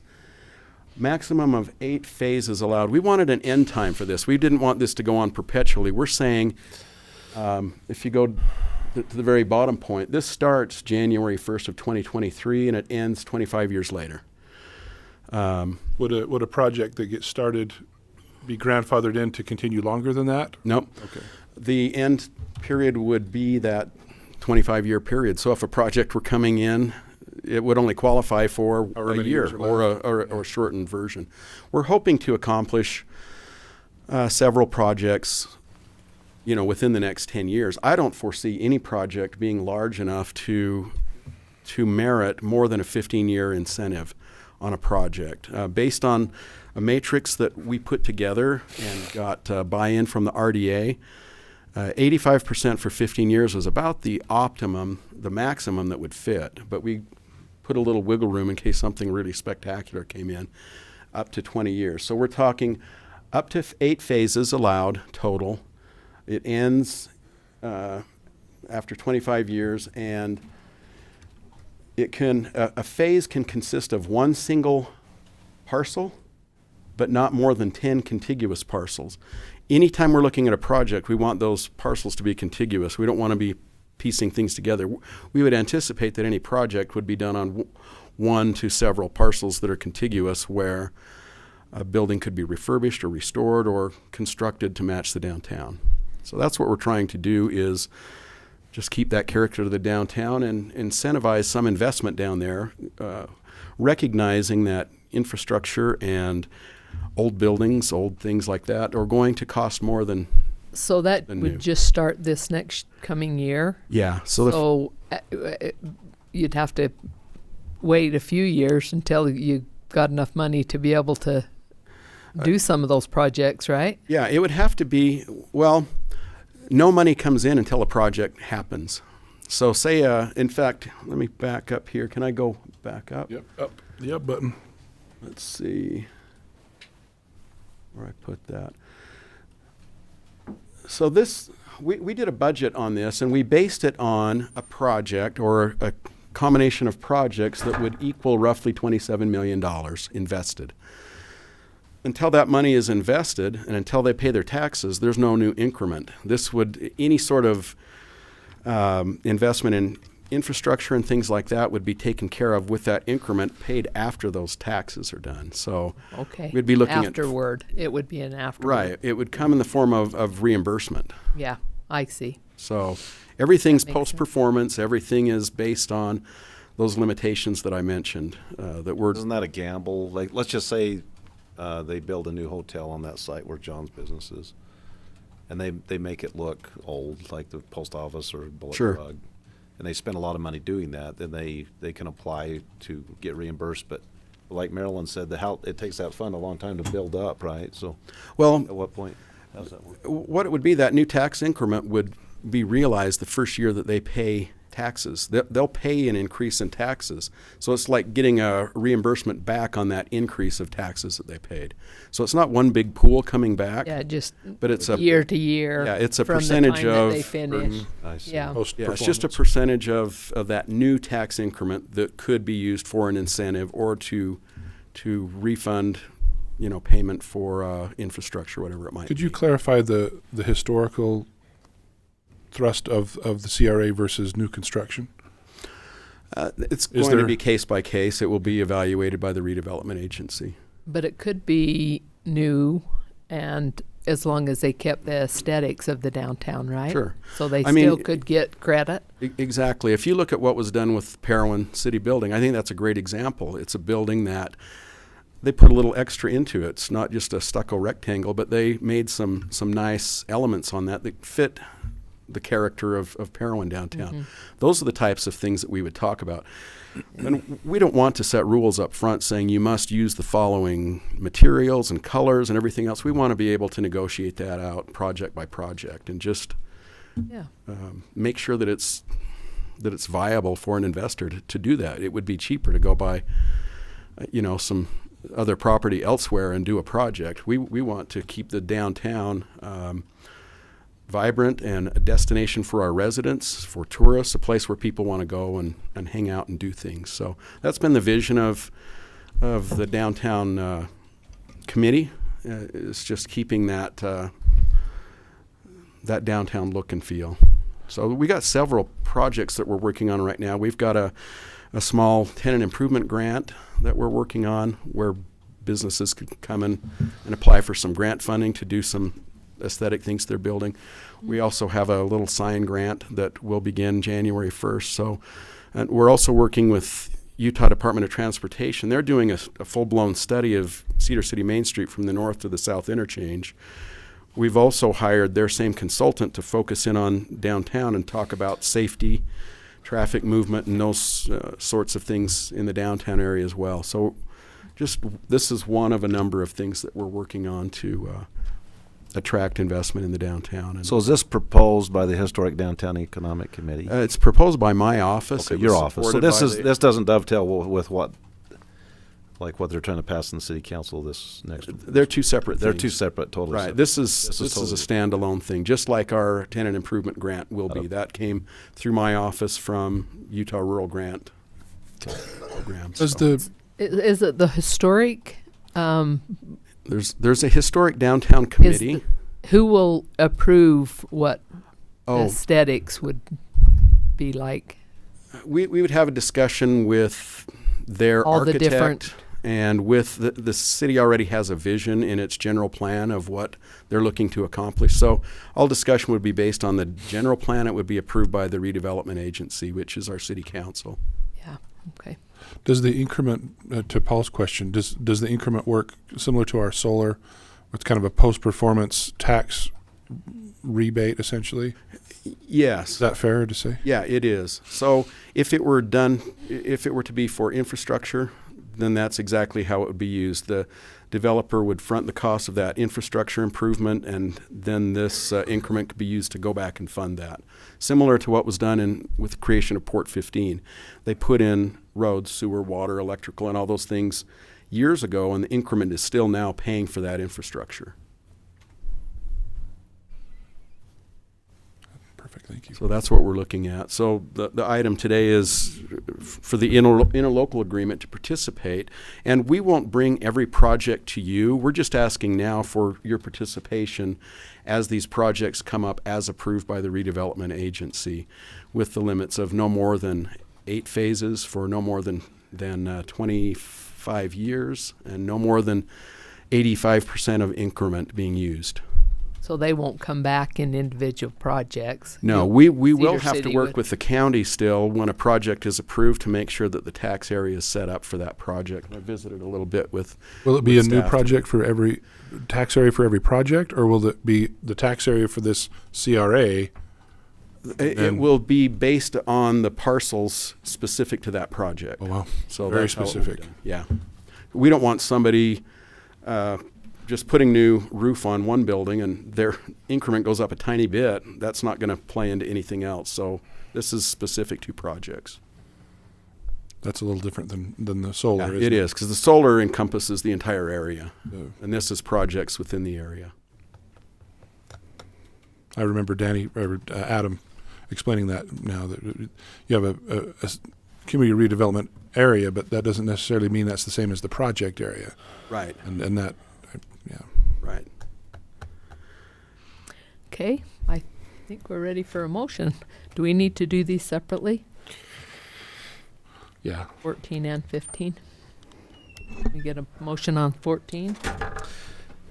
I will move to approve the interlocal agreement with the Cedar City Redevelopment Agency for the Cedar City Downtown Community Reinvestment Project Area, as presented by Danny Stewart. Second. Moved and seconded. All in favor? Aye. Okay, and then on 15. Then I'll move to approve Resolution 22-18, a resolution approving the interlocal agreement for the Cedar City Downtown Community Reinvestment Project Area. Second. Moved and seconded. All in favor? Aye. Aye. Thank you very much. Thank you, Danny. Okay, 16, discussion Danny? and approval of vehicle on the public surplus website. The illustrious Wade Adams. Illustrious. I think that every time I see Wade.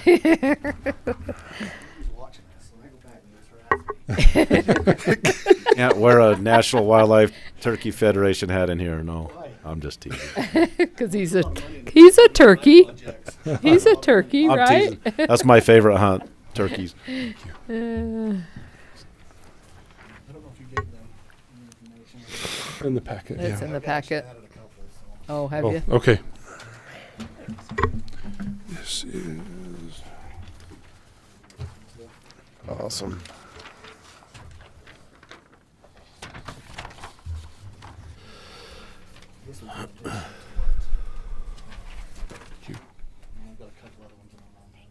okay.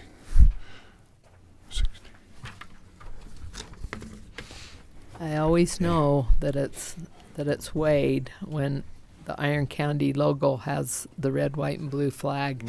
And then Dan also stole it, so the auditor's office also has that. Okay, so on this first list of the vehicles, the first one we've got that Snowcat that was used by Dennis Johnson, the TV. He's since got a new one. This one's ready to go down the road. So, Mhm. and then a Mercury 2008 Mercury Mariner, 2007 Ford F-150, 2010 Ford F-150, two of them. This 2015 Chevy Silverado, this one's questionable. So we might have a need in another department. What's to move questionable? that. It's got low miles. It'd be good to go right now. You know, make good money on it. Yeah. But we've got some needs at the tourism department with their new position coming open. Need Part-time one for person, them. so we might need to. And I've got some more that are going to be coming in the sheriff's department, so we'll just look at that when that comes to that point. But for now, I want to get it approved to sell, and I'll look at that soon. But 07 Chevy and an 08 Ford F-250. Also, the other paper that I gave you was old sales document for a 1968 6x6 deuce and a half that was in a search and rescue that Irish Shopman bought back in. That's funny. I was just going to laugh because Irish Shopman's name's on it. So the lady that And I've been David dealing with, Yardley.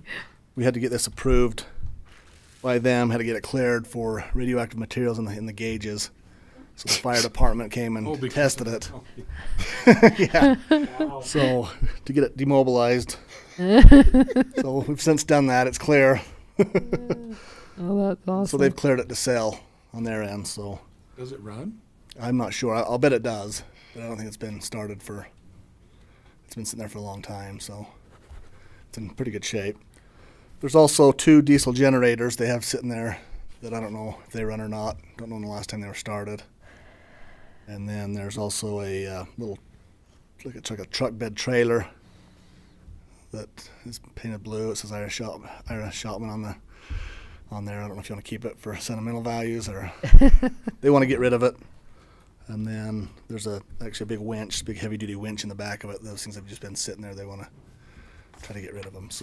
So you'll put them on the auction. surplus. Yeah. Okay. Can I get a motion on that? Let's see. 16.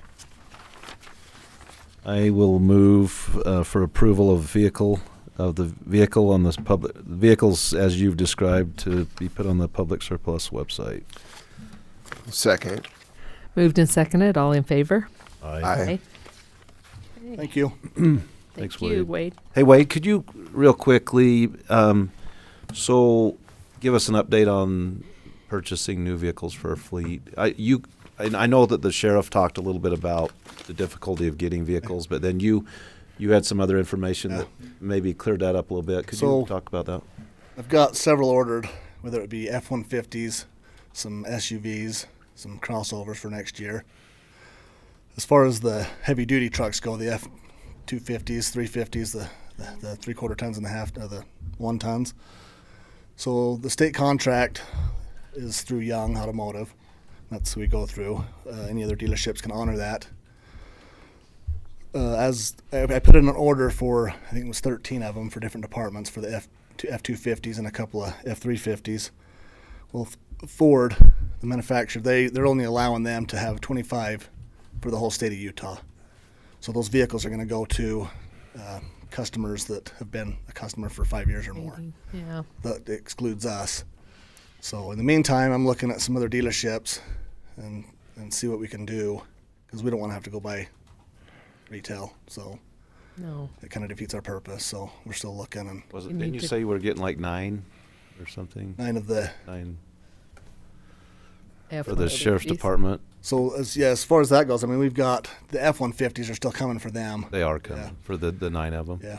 All right. So, yep. And That'll some of the help, departments. won't it? So we'll get a lot of it moved around next year. It'll just be the road department will be lacking a little bit, and the search and rescue, and then Ryan Riddle was wanting one for that we'd approved for the fire for. Well. It might be a little bit longer. Yeah. We need to get the sheriffs. The sheriffs are really hurting. So we've got actually 13 coming for them. So. Oh, good. We held 4 or 5 back till next year, but the rest of them are coming this year. So. Oh, good. It's looking good for them. So, and talking with the dealerships too, with DJ up there at Young, he said that it's not so much the chips anymore; it's just a whole bunch of other issues they're having with the supply chain, getting other parts for those heavy duty trucks. So, Oh. hopefully it'll change. Yeah. That's been frustrating. Yeah. Eventually, we'll be using duct tape and baling wire to keep it going. We don't change. Well, that's a lot of these trucks that we're getting out of our old ones that are having a lot of maintenance Well, issues. thank you for muddling through that, because I know it's been challenging. Okay, right, thanks, thanks. Wade. Thanks, Mhm. Wade. Okay, number 17, discussion on approval of a independent contractor agreement, Zion Regional Collaborative Coordinator. And that is a mouthful. And It's a mouthful. There's Maria. So for the past couple of years, the Tourism Bureau, our Tourism Bureau, has been participating with several of the entities that have lots to do with what's happening in the Zion region. So because Zion impacts so much of the region in terms of visitation, this group was formed. Most of it is the municipalities who are located along Highway 9, King County, and then Iron County has also been included. We've gotten to a point where they want to have some more formalized kind of organization aspects. It's headed a lot through the town of Springdale, but they've hired an independent contractor who helps the group with administrative aspects, grant writing, communication with all the partners. And her name is Emily Friedman, and she's been great to work with.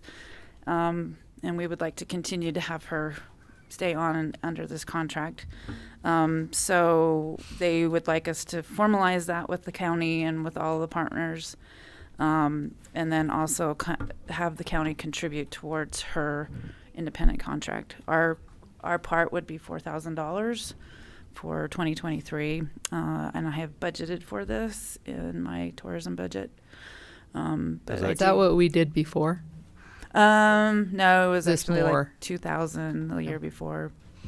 So it is a little bit of an increase, but I do appreciate the fact that we have this opportunity to be working with everyone who wants to be part of what's happening with Zion, particularly along the corridor. We get to be part of, the solutions, going after the grants, and just the awareness of what's happening helps us because Zion does have a huge impact on what's happening in Iron County. So yeah, we just need to have the county sign off on that interlocal agreement for this coordinator. Okay. Does that come out of your TRT and TRCC? Yeah. Yes. Yep. So would be nothing would come out of with general funds. General fund, yeah. Okay, can I have a motion on that? And I would move for approval of an independent contractor agreement, Zion Regional Collaborative Coordinator. Second. Moved and seconded. All in favor? Aye. Okay, very good. Will you sign it? Sure. Okay. In fact, Don't get away before I've got a lot of things for you to sign today. Fine.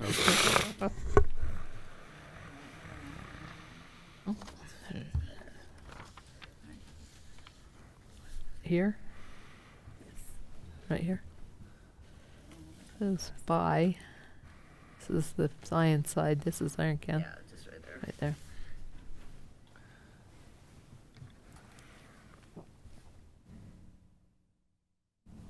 Okay. Thank you. There you go. Thank you. Okay, we will convene as the Board of Equalization, review and approve low income and homeowners tax credit abatement applications and veterans abatement applications received between October 11th, 2022 and December 5th, 2022. And Lucas Little gets to come and present today. Glad to Yeah, have August is gone. She presented the original numbers and she's gone, so she got me to come do this. So we extended the application period. Usually they're due September 1st. We extended it until November 1st. And then we cut it off. I think in years past we'd even gone clear until the end of November. We're trying to get everyone, in line so that they file their application on time, so we don't have so many late ones coming in. Oh. And so there were some people that came in late that we denied. Because we extended that, a couple extra months for them anyway. So with the late applications on the back of that first page, the total amount of property taxes that were abated between the veterans abatement, the low income abatement, was $72,362.56. And then that brought the totals for the year on that third page to $1,682,866.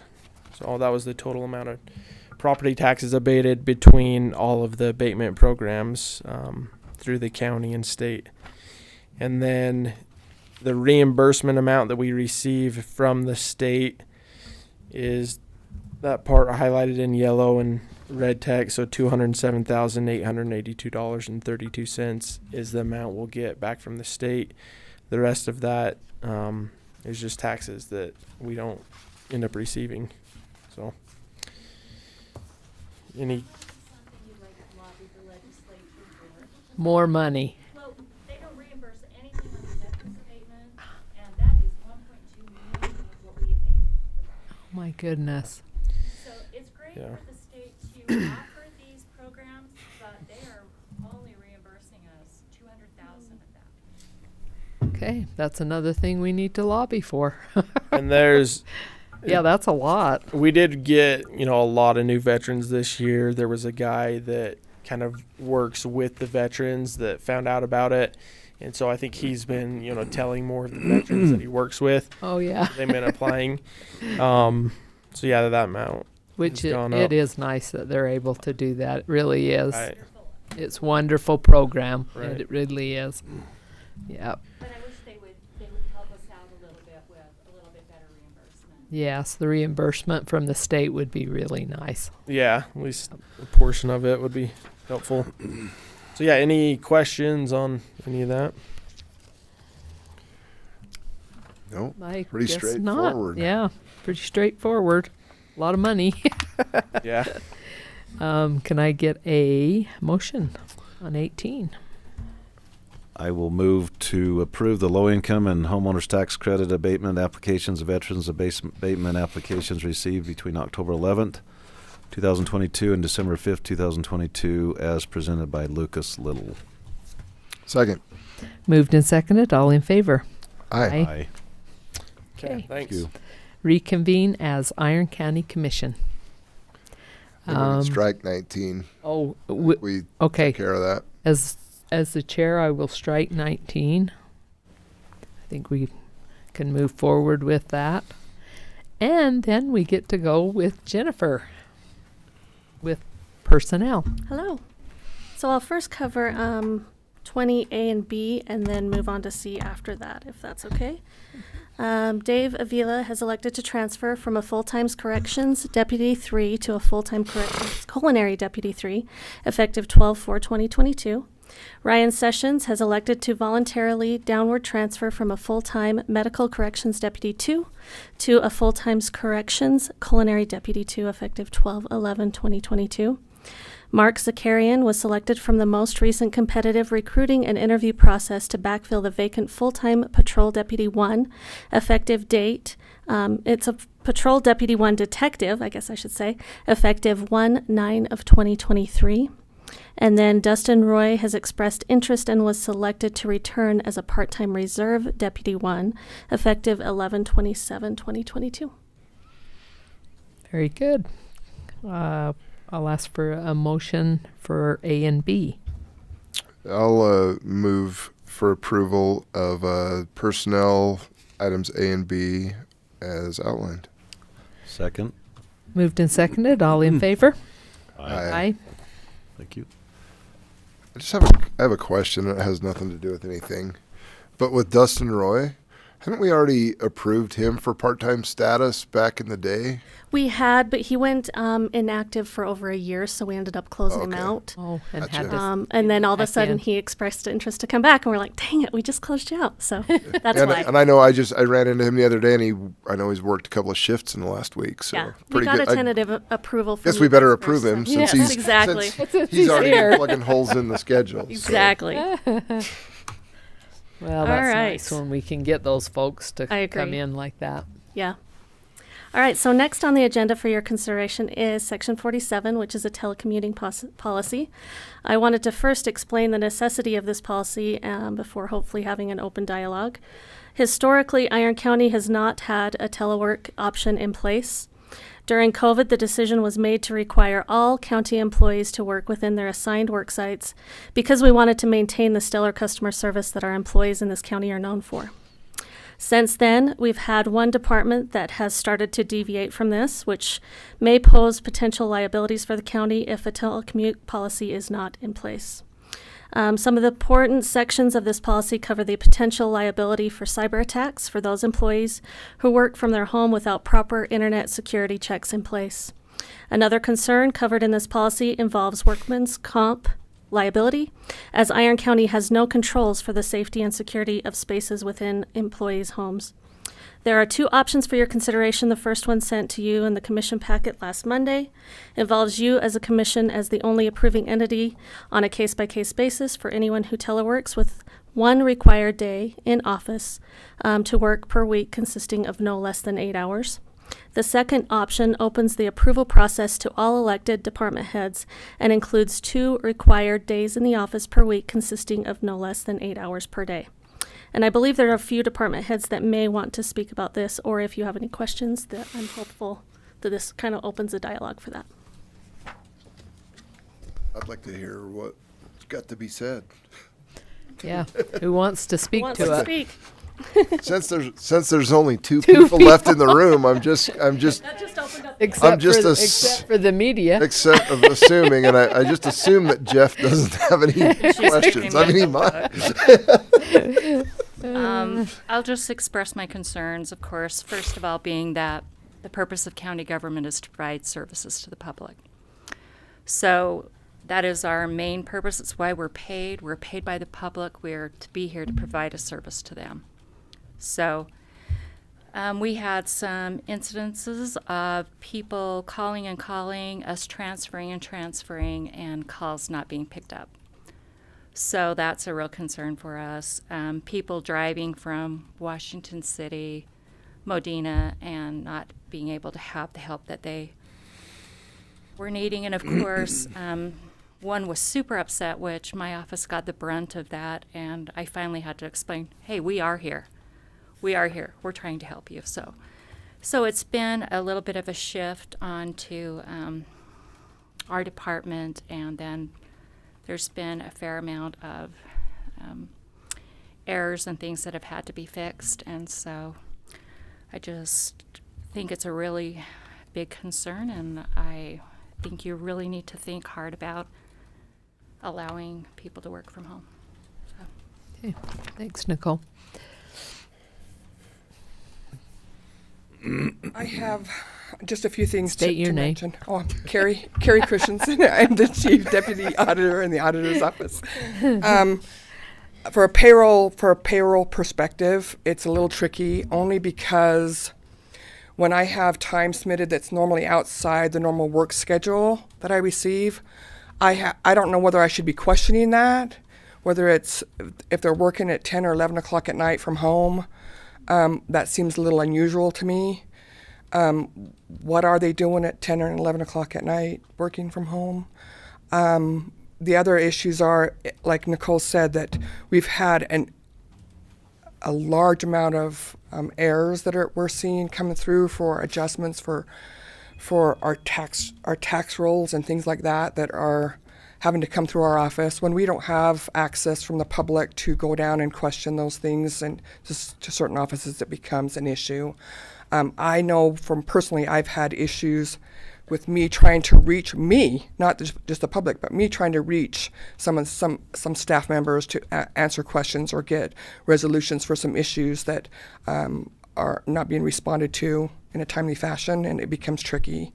So I just want you to really consider that we as public employees need to be accessible to the public first and foremost. That is our job as public employees, to be and help and serve the public. It becomes tricky when you're not available at your desk or in the office to do that. Okay, thank you. All right, now we got Karsten. State your name. Karsten Reed, County Assessor. I think there's some real disingenuine. There's a real disingenuine attitude towards the office, and especially the policy that we've put in place and implemented in our office, particularly with regards to what she just said. The week that she was upset that she couldn't get a hold of someone, she actually went downstairs. Brian was in the office the whole week. What she's referencing is she was trying to get a hold of Brian.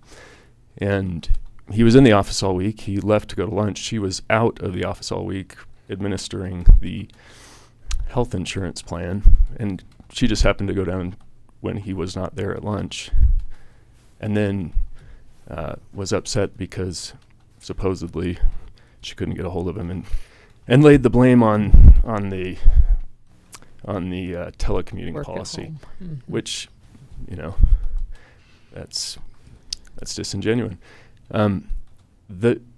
The previous way that things worked were not functional. It was not a functional working environment.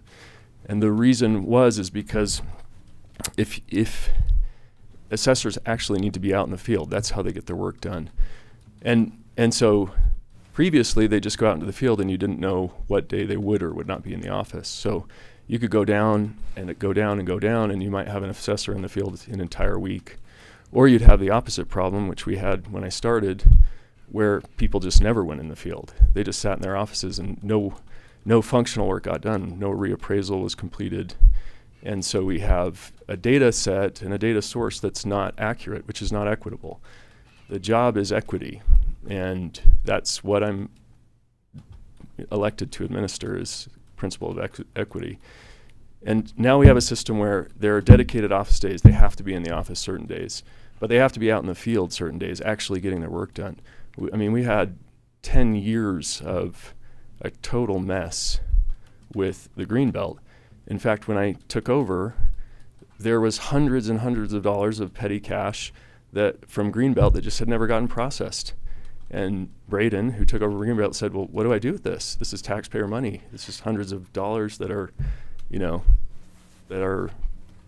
not processed Greenbelt cash. That's just petty cash. Now we have a Greenbelt person who's out in the field actually administering Greenbelt, doing their job. When he's in the field and calls are forwarded to him, he doesn't answer them because he's in the field. But otherwise, we answer calls and we get back to people. The suggestion that it's not immediate may be true because they're in the field, but within 24 hours, people are communicated back to. That's not accurate and not truthful. So I think people struggle with change. I think the truth is that if you email, call, or come into our office, any number of personnel can actually help and solve a problem. It's not a single person that can only answer a question. I have an office full of people that do essentially the same thing. We can all help any person that actually comes down and needs a one-on-one contact. If somebody is not in the office, their phones are I encourage you to call. Call any person. Come up. Come up, Nicole.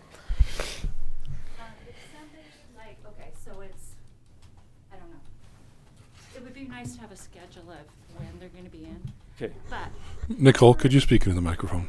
Sorry. so whoever is there in the office, shouldn't they handle the issues that day? Like, are they covering for one another? Uh-huh.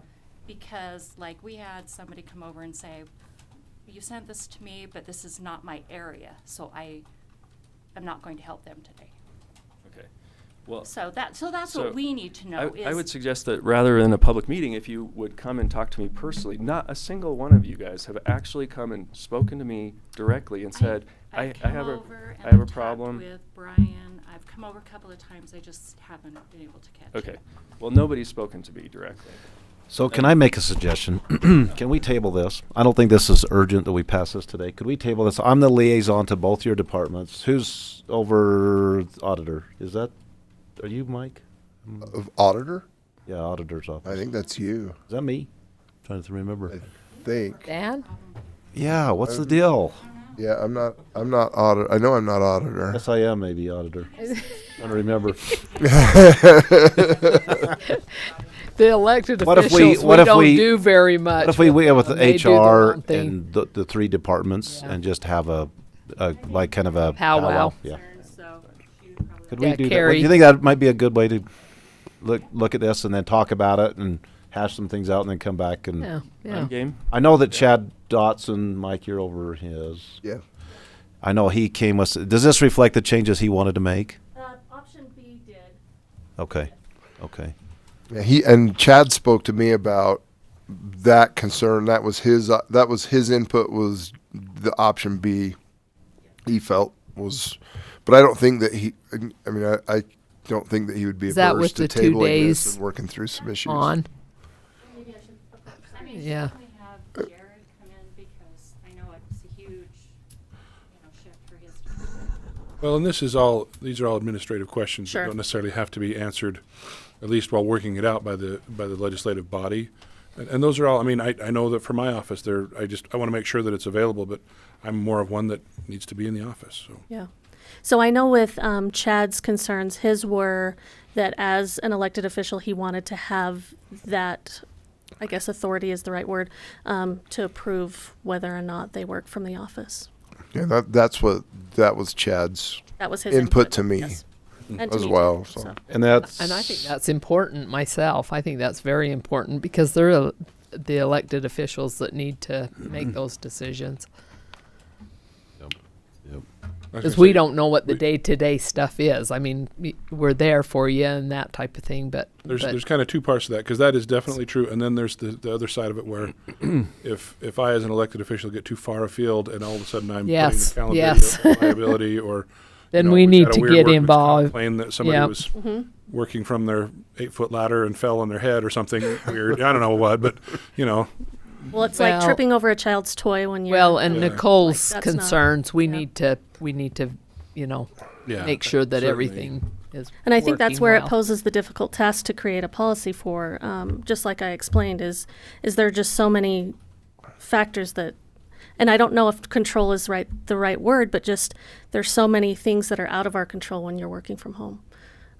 So as far as HR's perspective goes, that's why it was addressed, and that's why it was important to have a policy in place if that's a route that you guys are willing to go. I mean, each elected official, they're elected by their constituents, do their thing. We, as commissioners, all we do is approve your budget. But I would like to see us get in a room together and all hash this out, maybe come to some resolution. I know it's been really important for the assessor's office to be able to do some of that type of work, to keep to retain some of those folks, and I think that it's been important. But we do need to have that coverage, and that's something that we probably need to look at. And in assessors' offices around the state, that role has evolved just as it's way different. Demands, the supply and demand of appraisers, the market values. It's been a very interesting. It's been helpful. Time. Karsten has said that they've been very productive by doing that. So well, and flexibility has been one of the few ways that other counties have been able to kind of help retain some of that talent. Absolutely. In that market. So it's definitely, it needs Nicole to be figured out. said she couldn't let hers go home because they handle all the money, and I don't blame her there. Well, I think that's where that's the biggest concern that came across my desk is many of them are concerned because they're not elected officials and are department heads and don't feel like the fairness is there. But of course, there's not going to be fairness when, public safety. There's no way you can work from home either. So it's one of those things that it's a really tricky subject. Can't and it's zoom into a. Only certain. Well, and that goes back to COVID. My brother-in-law works for in a job where he gets, he's on salary and he can work from home. Right. He said we should all stay home and work from home. I said it's hard to build cabinets over the internet. That's right. Well, and it's also with local government, it's hard because that's one of the things. Our biggest perspective is we're here to help the community. So. Would you be willing to organize a meeting with IT, assessor, just auditor, do an entire department head, treasurer, all those? We're probably overdue for something like that. It'd probably be good to do everyone. Okay. Just do a department head meeting. Yeah, we can definitely do that. Yep, I think so. Kind of hash some things out. Sure. I think that'd be good. Perfect. And I think that's all I have. Oh, if you want to strike that one, that's fine. I'll move to table that issue in light of having a powwow with all the department heads and elected And we'll officials. probably do that around January since it's kind of end of year. Okay. You'll Yep, I'm second. it. Okay, moved and second. All in favor? Aye. Aye. Okay. Thank you. Very good. Do we have any more non-delegated? We took care of the boards. Right.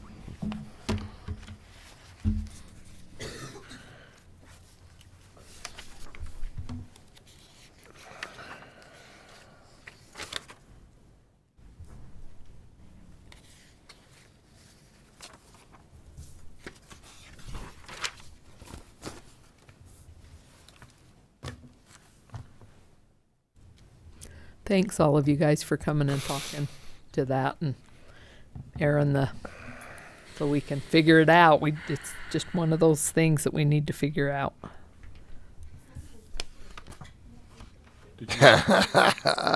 What?